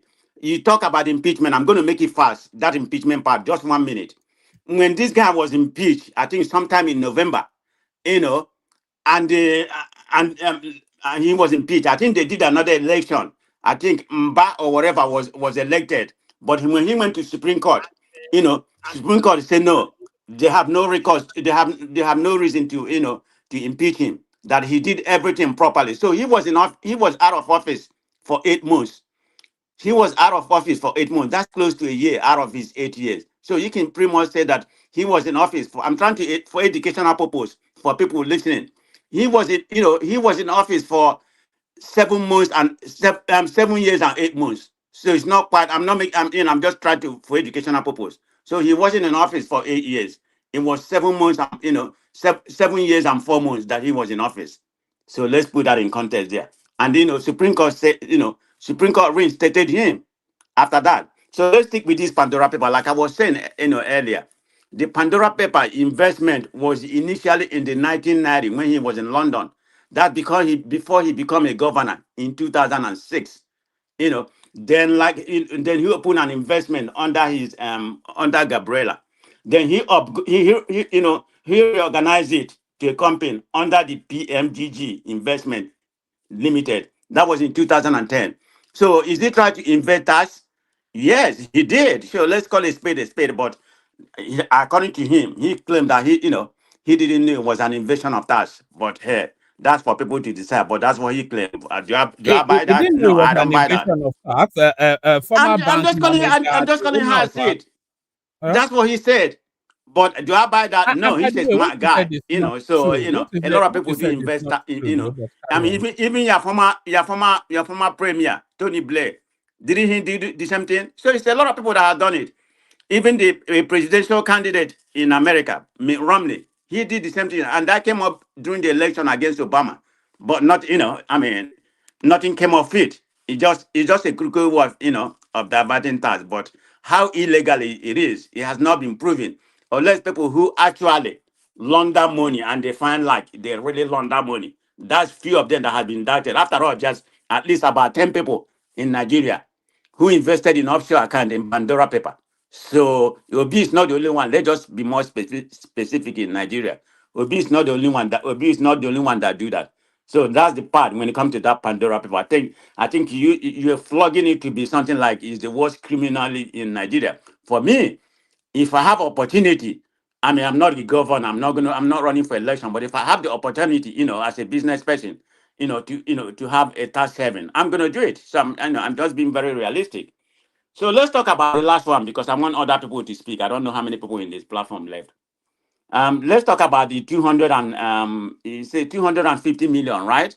So my point: why would Obi invest? Why would Obi stay? Why would he be that dumb to carry 250 million naira in his car or in the house? Why couldn't he do that back through a transaction through his bank? I mean, that man owned a lot of bank. Why he couldn't do that? But the final analysis is No, that hold on. Let me answer that question. yeah. If he's wanting to steal the money without having an audit trail, then he would do that by stealing it in cash, which was what he did. And then he took it to Lagos to try and convert it to hard currency and fly it out of the country. But the police caught him. I think you've been saying that for about 2 years. So, but okay, what is the final analysis? How did it set up? I believe they set up a three-man panel in the Anambra State House of Assembly, and he was exonerated.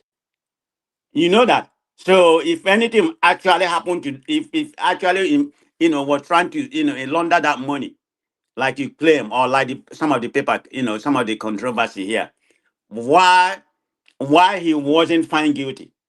The three-man panel that was set up, by the Anambra State Let House me of ask you a Assembly. question. If Tinubu took 250 million naira out of Lagos State coffers and he took it to his house in Bodeleon and the police intercepted him and caught him red-handed with the cash, what would your view be on that? How would that spin with you and your space? No, that'd be criminality. But what is going to be the final judgment? According to what they said it was for contract that he was supposed to be using. I'm not making an excuse for him, but what is the final judgment in Nigeria? I said three-man panel was set up, and he was, he was vindicated for any complicity, in the 250 money laundering, like you said. Nothing came out of it. He was cleared. Three-man committee was set up by the Anambra State House of Assembly for the 250 million. I don't have He the was detail. never cleared, though. That was part of his indictment for his impeachment. He got away with it under the No, that was way before. immunity. What? He got away with it under the immunity of his No, governorship. that And come by on the now, one time man. he was Don't be. brought on You against see, a I don't want to call politics you a administration. liar. This happened way. When did Obi came in the office? When was he impeached? How many months was Obi in office before he was impeached? Obi came in 2006, I think February or March, and he was impeached in November. So how you gonna link in that to something that happened later in his second term? What you see, you have indicted yourself already. Go, you need to follow the date. Obi came into office February 2006, and he was impeached in November. So there's no correlation to what you just made right now. You just indicted yourself. About that. Obi was impeached and he was out of office for 8 months. I think they did a new election. Mba was elected, but the Supreme Court said no. His impeachment was not right, so they reinstated him. I think sometime in June. sometime in June 2007. That's when he came back into office. And so this happened in his second term, way back into his second term. So it has nothing to do with. It's not even close for you to put the whole thing that he was laundering that 250 during, and that was part of his impeachment. No, it wasn't even close. So you need to get your facts straight, or some of the way you try to indict Obi. Is Obi a saint? No, I don't. I mean, no, I can't consider any politician in Nigeria to be a saint. But in Nigerian space, the way I see it, he's the least corrupt. That's my own personal opinion. So that's how I see Obi. But I'm gonna ask the question again. Are you gonna do all this documentary, all this narrative documentary you're doing here? Are you gonna do it to other presidential candidates? No, I will at Why some just point. Obi? Why just No, Obi? I will I want at your some point. panelists here to ask you that question. If you are being No, honest. you asked the question now, so do you want me to answer? I Yes. will at some point, but this is just part one. I have a whole file of Obi's corruption, so I'm only just playing out 3 line items. So my question to you, man, is it just going to be about Obi? Are you only going to do about Obi? I'm going to do criminal biography. You asked the question. Let me answer now. This is number 1 in a 5-part series. I have a whole raft of documents about Obi's corruption. So this is just forget about that. What I'm saying, is it just going to be about Obi? No. Are you going to profile only about Obi? I'm trying to answer you now. Okay. This is number 1 of a 5-part series on Obi, because I have about 20-25 documents that's irrefutable about his corruption. That just no. You can't say something irrefutable because most of them is your own personal opinion. After I've done that 5-part series on Obi, then I'll go on to Atiku, Tinubu, etc., etc. So yes. Okay. May God keep us alive to see if he's gonna do that. I will keep everything you say right now in suspect. Knowing you how you feel about Obi. I hope to live the day that you're gonna do that before 2027. But you have done your profile and Obi. It is what it is. But I come here to debunk some of your narrative, in my own opinion. And about 80% of what you said, are just an illusion. That's how I see it. It's my own personal opinion. But all right, brilliant. All right, brilliant. Stay with us. So that's Man of Prestige, of course, who insists that the impeachment petition against Peter Obi, which lists him awarding contracts to himself, the 250 million naira that is told that he was caught red-handed in his own apartment with the money. One man, wait a minute. One more thing. Let me move on to another voice now. Just one more thing. So people for educational purpose. Do you know that Peter Obi office was during his time in office, 7 years plus, was the least indebted state? Go and look at the DMO, the debt management office record. He's the least indebted, state during his time. So that's something for you to keep account of. I think Willie Obiano will tell you differently, but because he came out. But that's the fact. It wasn't me. Go and look at the debt management office.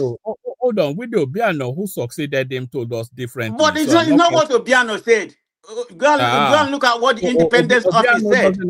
So forget about Obiano. He doesn't have access to the data. The man was very prudent in his office. When he was in office, doesn't have access to the data. Is that what you're saying?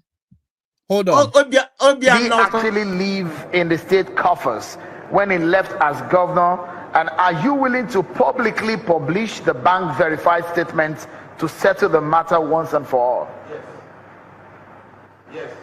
Not talking. Yes, my predecessor left 9 billion cash and 9 million or 9 billion? 9 billion cash and 25.6 billion in script issues. These are sovereign wealth fund and shares in other banks. If you put 9 million to that, you get 35.5 billion. Technically, but he issued checks worth over 15 billion before he left, waiting for me to cross over before those checks started appearing. So you can see it's timing and leading in accounting. That's what happened. So this is fact. We have published it already. It's already in the social media. It's everywhere. All right, so Okay, finally, let me use this second. Let me hold on. Let me use this second to debunk this man. This is a man who has been indicted by EFCC, and you want me to believe his credibility? Obi left 500 million in investment equivalents in the office and 150 million cash. I'm not saying that's a lot. That's nothing. He could have invested some of them, but you can see how many governors have left any money. $150 million. We're talking dollar in cash, and up to 500 million in investment equivalent. So what is this idiot talking about? This is a criminal who hide in Texas here. You want me to believe? You want me to believe that he has a credibility? Come on now. You need to bring somebody with credibility, okay? Thank you. All right, thank you, Prestige. So Prestige knows better than the governor that succeeded Peter Obi. So that's great. Let's go on from you, Prestige, to CN, who I think is maybe joining us for the first time. I'm not sure that I've come across his conversation before. So CN on mute. So the simple question is Peter Obi a fraudster? And we're looking at the evidence that are way either way, and the conclusion of the evidence is almost without equivocation. Peter Obi is a fraudster. What says you, CN? It's good morning from here, Mr. One Man, and the audience and those that are commenting. One Man, I decided to come in because I did a couple of comments which your platform doesn't allow me to continue. So I said, let me just come in. And I know that you started very early. And it's not those that started early that actually, and in the, was able to stay through the end of the race. You did this, I remember vividly, in 2023. And again, I heard when I was listening to one of your broadcasts last week that you are also doing something again new about the financial and whatever you designated it this morning to be. And I thought you had something pretty unique. Unfortunately, it's just the same attitude you exhibited in 2023. Good attempt. I don't know who's funding you, but I think it's a nice try. And I'm not here this morning to steer this conversation because your topic is not constructive, it's not factual, and the respectful discourse regarding P2B is not there too. So I like to let you know that if for one time, I know you have a very good skill in script, writing and talking points and all that, which is an irony of, what you are projecting P2B to be this morning. Quite unfortunate. P2B, I want to tell you is that if you ignore his positive contributions, that means you are not a very truthful man. Sometimes I doubt how I became a citizen of the same country with you, because even when you are reading out some of the names you read it, you can't even pronounce them because they are Igbos. Are you here to attack him, or you want to talk about Obi? Can you keep quiet? I'm talking. Are you here to attack the owner of the platform? Hey man, let the man talk. Let me make my statement. Come on. Let the man talk. You think I come here to waste time? One man, Peter Obi has made a significant contribution to Nigerian political landscape and even the economy. You do know this. Failing to acknowledge his effort in all these areas, particularly in the area of education and fiscal responsibility, demolish whatever you want to talk about him this morning. And that's the only constructive, dialogue you can bring to us to talk about, right? If you continue to do these stereotypes. Your analysis this morning perpetuates a very harmful, notion. I think you are just misrepresenting Obi. You get it? And that is very, very unfair.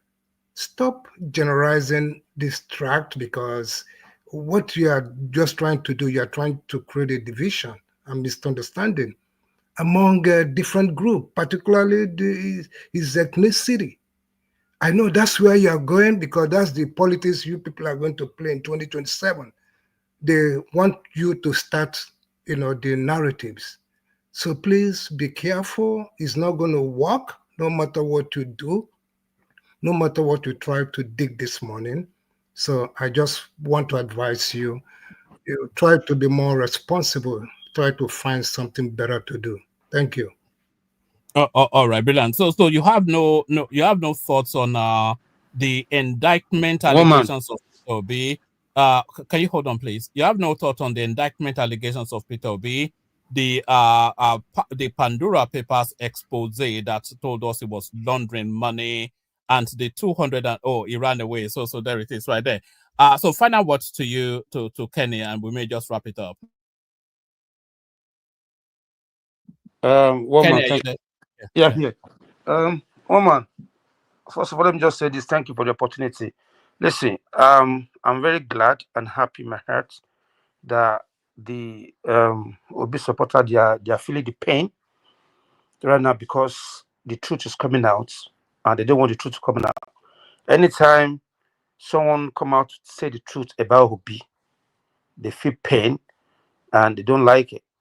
They just want to hide under their own cocoon, and they want to hide under the lie they tell people. How can you rebrand a black horse to be a white horse? You know what I mean? Obi is a black horse, which everybody knows. Even his identity is always wears black all around, and black signify um actually death in the first place. So he's a very dark person, both in and out in his heart. You know what I mean? So whoever that is supporting Obi, that's feeling pain right now, that woman come out in fact, they cannot even speak to the facts. You show them the video, evidence, they can't speak to that. All what they want to come and say, oh, you are this, you are that, you are that, you are that. Woman, no one can blackmail you. You own your own platform. You're a man of yourself. You know what I mean? Do what you are doing. Everybody, if they're not supporting you, God is supporting you, because truth is better. You know, Obi is somebody. I see. No matter who they want to say Obi is, everybody know him. He himself, himself. All what they will do is they'll just be reverencing, talk nonsense. What people know, they want to turn everything upside down. Who doesn't know about it? Pandora. Then one of Presi was saying, "Oh, this. What about this? What about this?" If it's Tinubu that have Pandora record, what are you gonna say? You'll be laughing, jumping up and down, and say, "Oh, Tinubu." Now they are giving the facts about Obi and his record. Record don't lie, but they don't like it. You guys could continue crying. You cry. We just started. Now we are starting. We start early. You know what I mean? So we'll start. See, actually, you guys are giving my own voice. I'll start coming out, talk about your Obi idiot. That's right, because you have the energy to talk about Tinubu. And one person was saying, are you going to come out to talk about the other people? No one has right to tell the man how to run his platform. If you like, he can come tomorrow and talk about Tinubu. Who cares? If Tinubu has his own issue, we'll talk about it. But don't come on this platform and come and start painting black white for us. We know who Obi was. You know what I mean? Obi is a thief, a core criminal. You know what I mean? So I don't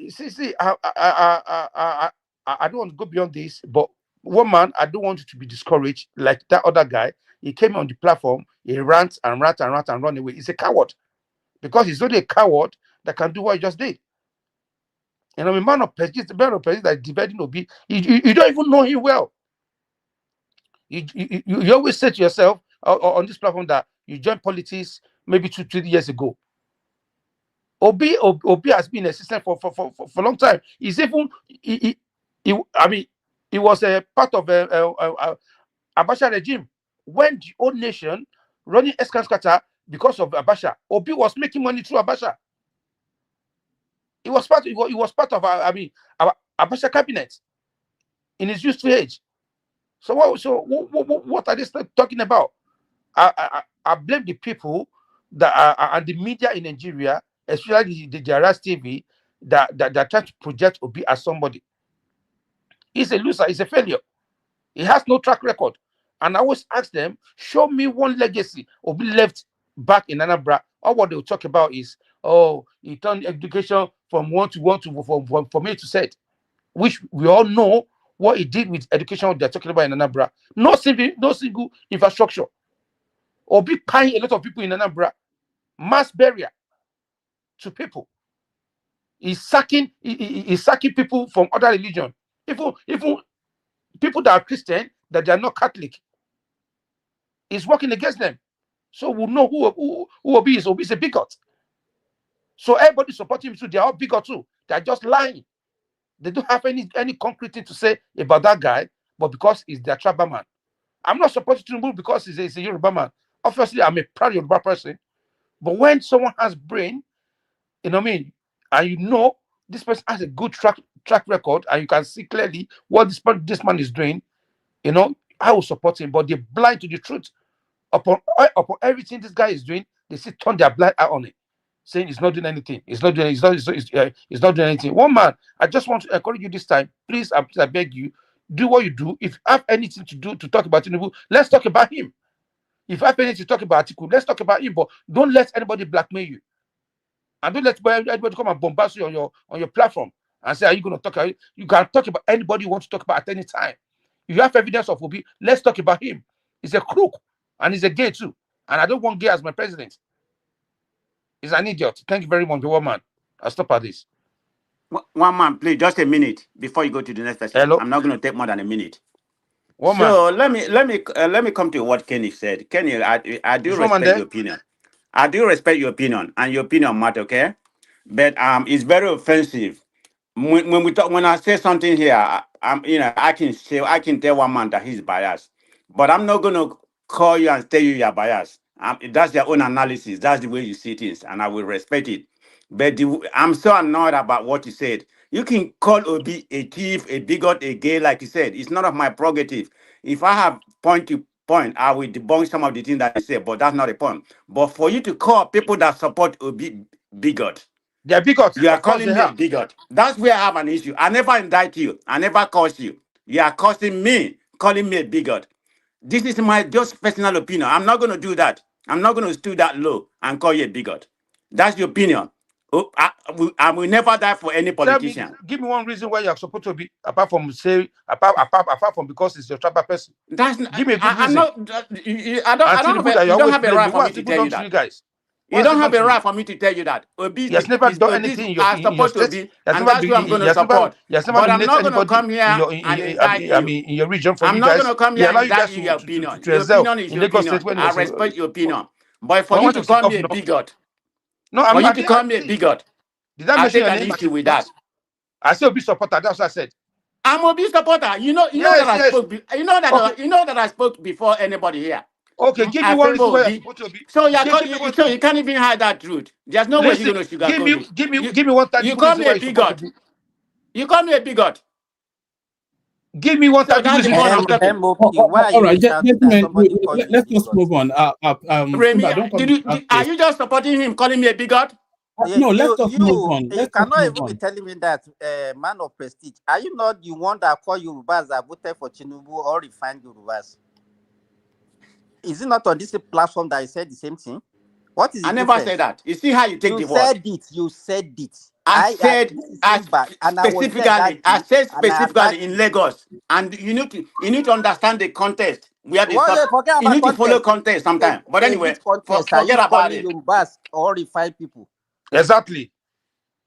I'm not. I never say all Yorubas. What are you talking about? You always cry here like a baby. You don't even see what you say. All right, guys. Sorry, Simba. Okay, Remy. Thank you. There's Simba yet, and then Femi. So Simba, you go first, and then Femi rounds it up. Simba, no, Femi came before me. Let him go.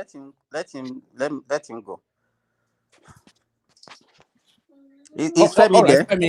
Femi, you're up. Yeah, let me say my token and good afternoon, Mr. One Man, and good afternoon to the co-panel and the audience.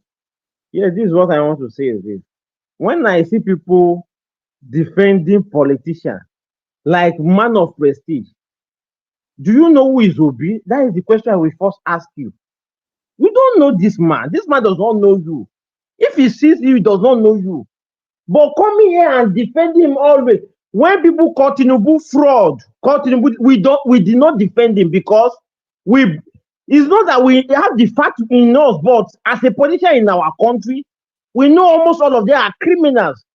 But for you guys to paint Obi as a saint, I don't think Obi is a saint. We should stop defending what is defenseless. We should stop that.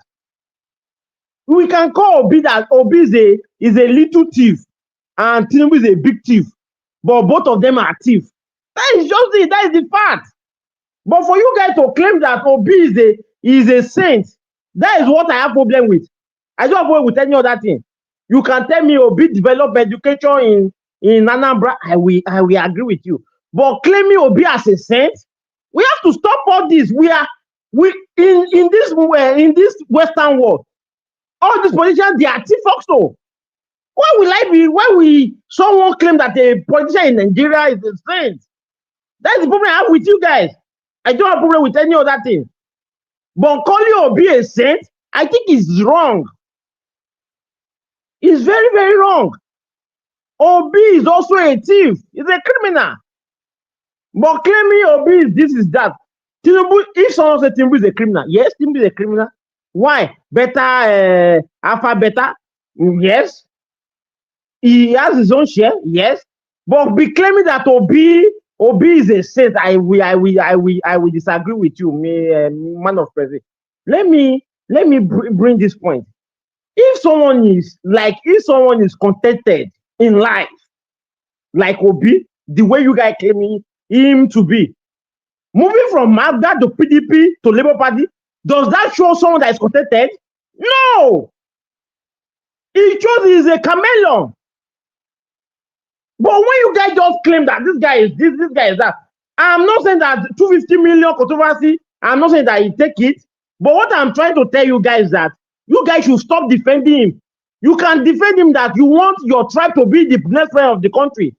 But bragging that Obi is better than Tinubu with their 8 years tenure in office I think that is getting too far. Tinubu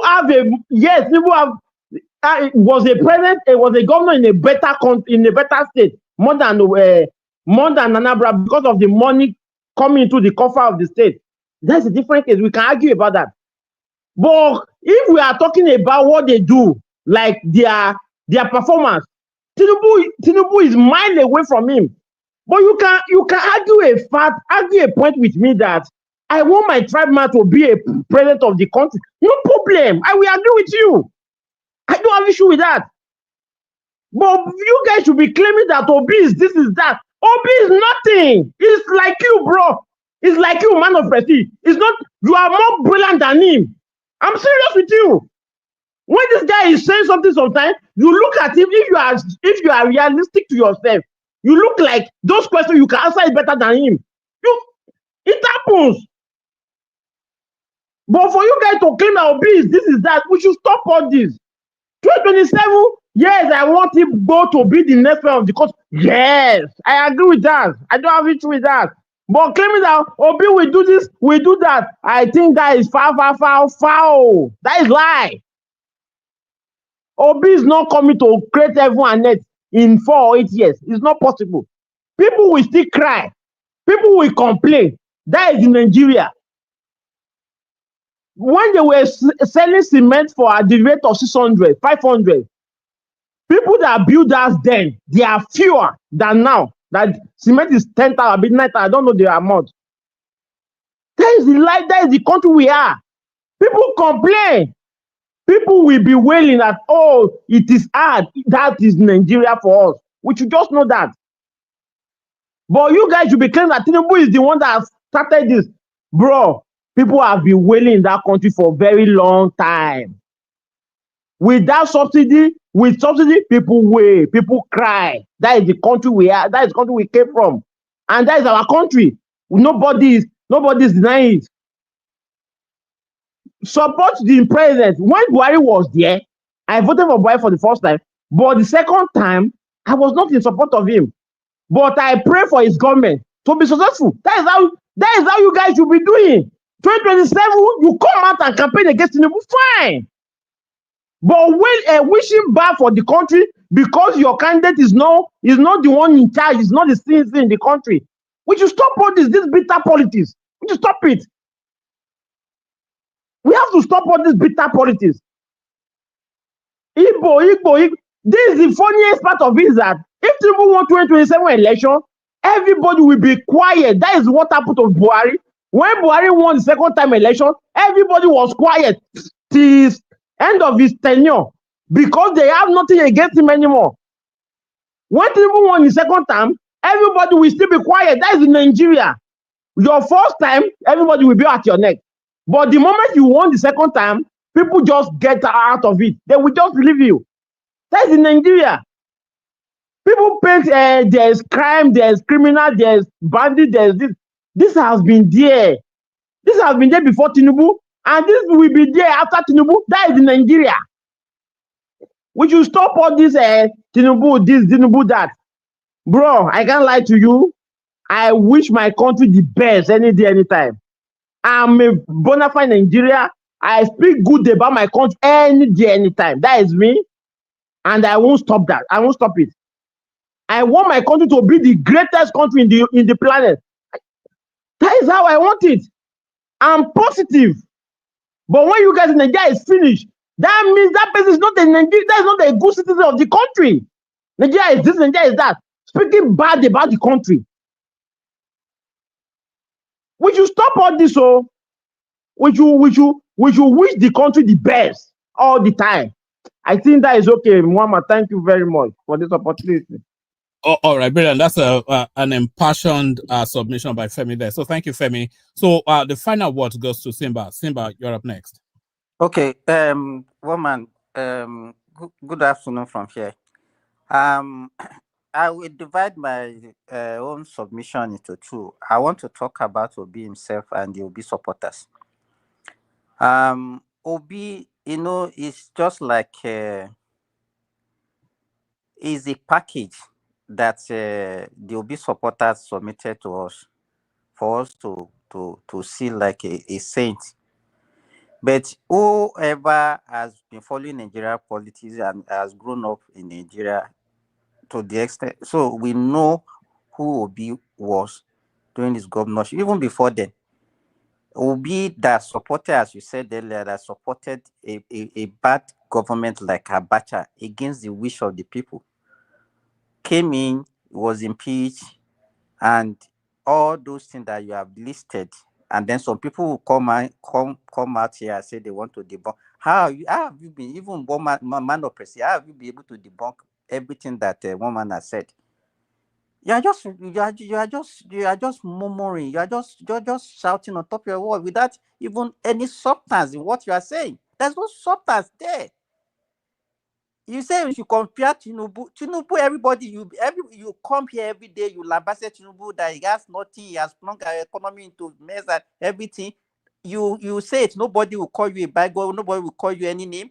And your brother came here, you are shouting on Kenny that you should allow him to talk. That one just talk rubbish and left. He could not even debunk any of the things that woman. We come here, we talk with facts. It's not about emotion. You people, you talk with emotion. And that one man, notice it, they are also packaging this useless governor that they have, OT, the same way they are packaging Obi. That's the same way they are packaging that one also. Now, the guy is a fraud now. Oti is also a fraud now. He already went in and spent 10 billion naira on his own personal house. Major, they won't talk about that. They major in packaging rubbish. That is what they do. This morning, if you listen to our discussion when I was talking with Tunaja, I said, Tunaja, take my own governor, Adeleke, that even everybody have been coming say is just a dancing governor. Compare his achievement with what Oti has achieved. He couldn't even say anything because the guy performed far better than OT. But nobody will say that one. It's not on the social media. But OT will do 1 kilometer of road. They will say, he's the best governor all over the country. Is this that is what they are good at. And whatever they give, if you give them back that same thing, they will be crying. Are they not the one calling everybody bigot? If you are supporting me, they say you're a bigot because they are type. Who is the biggest bigot now when you are talking? They are the biggest bigots now. But the only thing they have presence on the social media and they are very loud, very lousy. Like Manchester City, the way Manchester United used to call Manchester City, lousy neighbors. They are our lousy neighbors. And they are very perfect in what they are doing. And all of them will speak in unison. That is the way they talk. And that is why they have that presence on the social media. All of them, they follow the same direction. You will not see one that will speak in opposition or in anything in a different direction. That's what they do. And we are not going to accept that. We are not going to accept a bad person as a good person in that country. Where Obi is a corrupt politician. There's nothing like a small thief or a big thief. A thief is a thief. If we are just trying to be economical with the world, we say, okay, one is a small thief, one is a big thief. Obi is a thief. A thief is a thief, whether big or small. There's nothing like big thief or small thief. Obi is a thief, and it's known to everybody. So don't let anybody deceive anybody and be packaging rubbish for us as a saint. So we are not going to allow that. So one man, that's what I want to say. All right, thank you, Simba. So that's why I played that clip of that blonde girl that says facts is it doesn't really have any.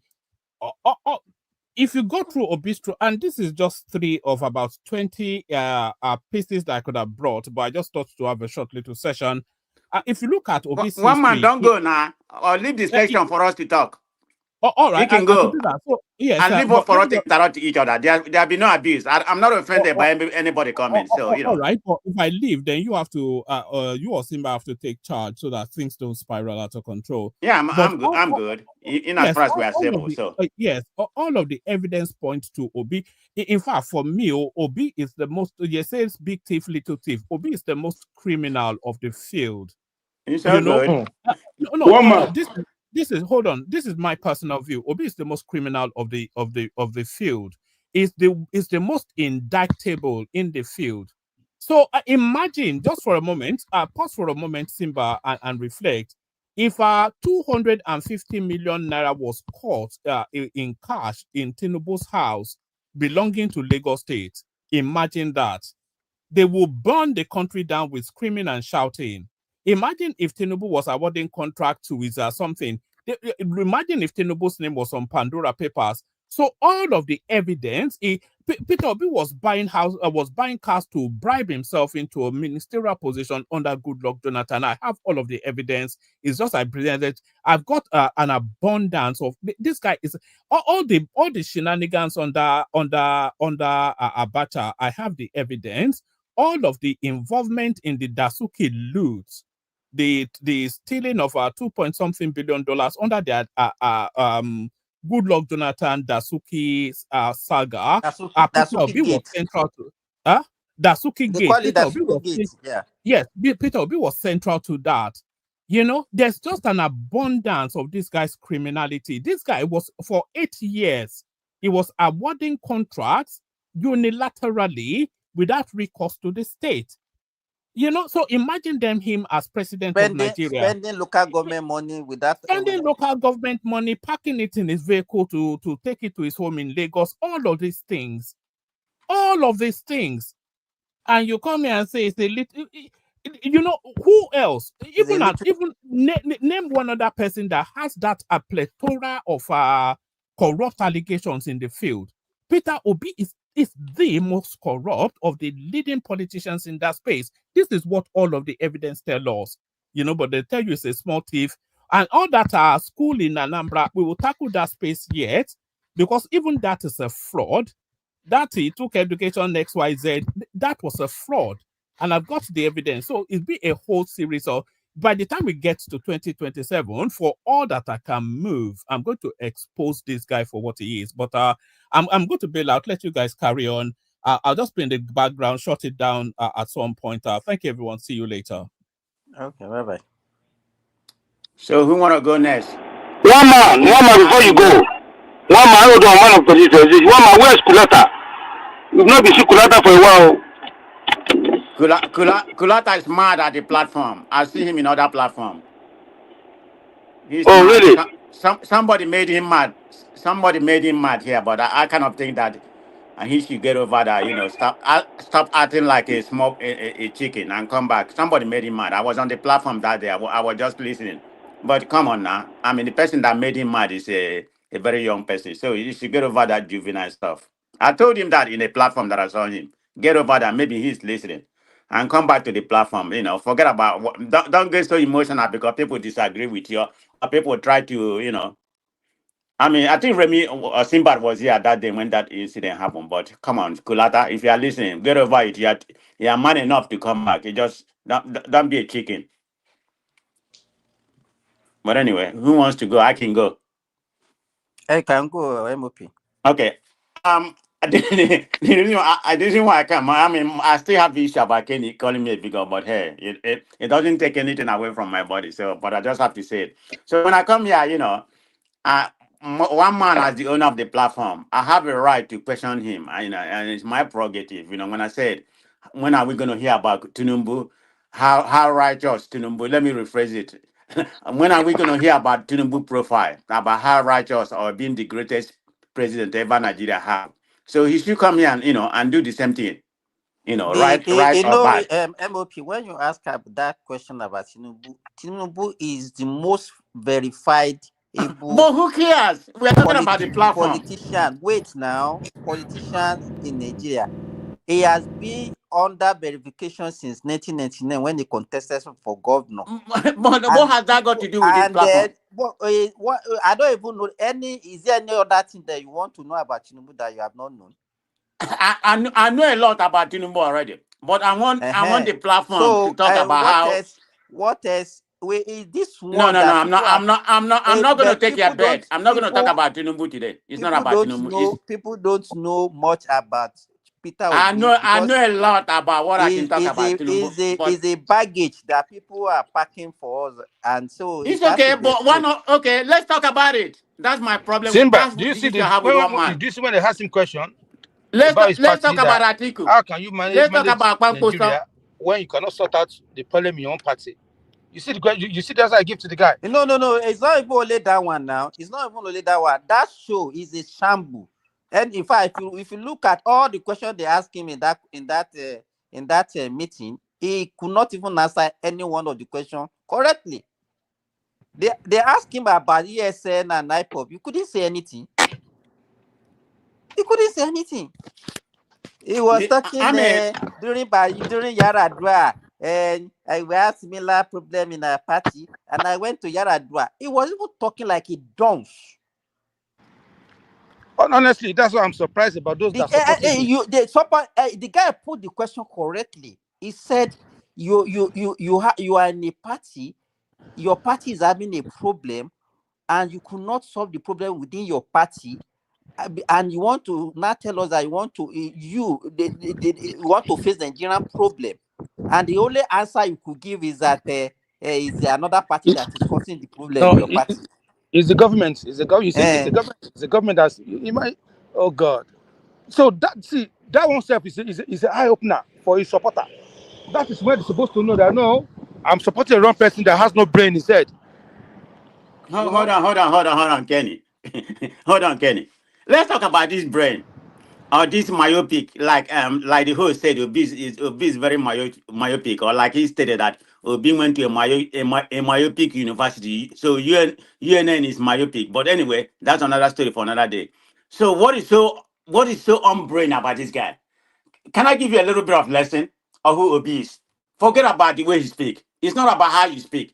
He may be the most eloquent person, but that does not prepare you to be so intellectual, in your capacity to deliver or anything.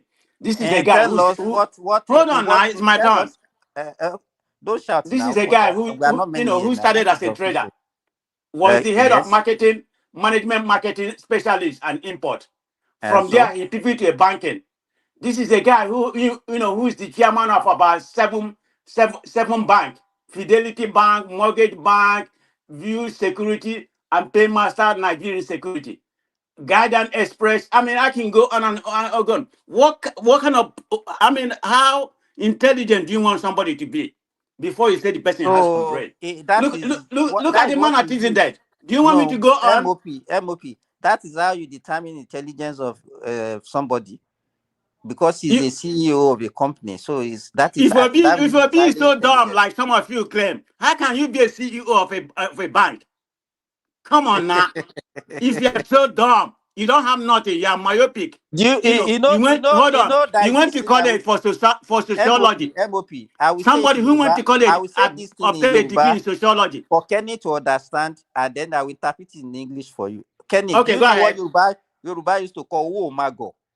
Yeah, go ahead. Kenny, are you there? Kenny is no longer there. You know, in Yoruba, they Yes, said I'm there. owo mago. That means if your richness does not know, I mean, for the fact that you are rich does not mean you are not a dump. You can Remina, be. you are contradicting yourself. We're Is not a talking about dump rich. We're for the talking about fact that managing.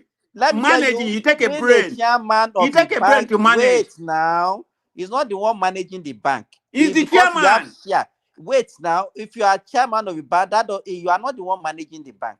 So wait a minute. You can Can be the a dumb majority person shareholder who and doesn't become know the anything chairman. about So finance you can use be money chairman to of a build. bank? He's not a banker. You understand? So he cannot manage a bank. Obi is not a banker. For the fact that you are a majority shareholder of a bank does not make you a banker. So Obi is not a banker. So for the fact that he's a chairman does not mean that he's Remy, one let me managing the correct bank. you. There's something you're missing. It's not What is about it? being a majority. He is the chairman. Obi may have had a degree in psychology, but he has gone up to many Do you universities. understand? Do And you understand when they call somebody a chairman of a bank, what it means? you have to have He is not a even one linear of the knowledge directors. He's not about even the banking. MD of the Obi has bank. been in banking for several years. Forget about being a trader or having a Obi is degree in not a psychology. banker. He never worked in a bank. He never worked in a bank. Don't just that is the packaging that we are talking about. You don't even understand what you are talking about. Obi Okay. is not a banker. He's never worked in a bank. So how can you now say that what you are saying is wrong now? Being a chairman, Because he has a as a medical doctor, banking knowledge from what he let me obtained tell from you this. If I have money, many big as a organizations. Like I medical told you, doctor, when he was a wait trader, now. okay, let me ask you, Remy. When he was a trader, I'm not Remy, what this job did he Simba. have? This is Simba. Yeah, I'm sorry, Simba. What job did he have initially as a trader? Obi Eh? was the head of a marketing and management company specialized in import. I mean, that's a But management role. anybody can do that now. Even you don't need to go to school No, to you be an can't do importer that. and exporter. You can't do that. Don't say what you don't know. It can't just come from nowhere There are and so do many that. people that did not go to school that have more money than Obi. So Well, nobody's talking about money. You keep on intelligence. talking about money. It's a simple Nobody's thing talking to about do. money, Anybody Simba. can be a purchasing and supply, can do that. Anybody can do that. It's not a measure of intelligence. That's what we are telling you. It's not a measure of intelligence. This guy does not have the IQ to be a president of a country like Nigeria. He doesn't have it. That's what we So are telling Tinubu you. has one. Yes, it's more Okay, academically sound. let's talk about Tinubu. Let's talk about the Tinubu intellectual and what Mm. school he went. So let's talk about that because I'm in the United Okay. States. I can pull out the data. Tinubu, forget about how he got into university, whether he went to primary or that kind of things.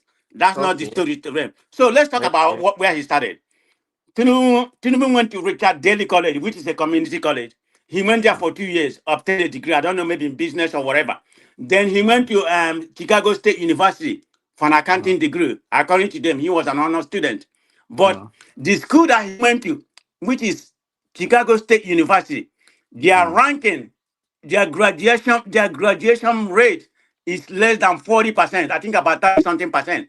And he ranked 100. Hold on. He ranked 146 out of 150 something. So it's a low tier. So in fact, if you Okay. want to go by that, Have you perimeter. finished? Have you finished? No, I'm not finished. So, but what he's saying, that does not mean that Tunumbi is dumb. Or I myself, that I went to a second tier Ivy League school. I went to UCLA, which is a second tier Ivy League school. It doesn't mean that I'm smarter than Tunumbu. So don't be making that, that's the point I'm trying to correct you. Just because he went a very lower. You are not Hold on, the correcting anything. Let me take you. 147 that I mentioned, You it's just in are the repeating Midwest. We are yourself not talking now. about You are America. repeating. You are repeating 147. yourself. The school has a Wait now. graduation rate of about 20%. Why are you repeating yourself? Why are you No, repeating I'm telling yourself? you, the school that he went is nothing. If you want to compare me and him, Okay. but I'm not saying Say I'm you are smarter than finished. him. I went to What I'm a saying. second tier of Okay. an Ivy League school. That The doesn't make me school. smart.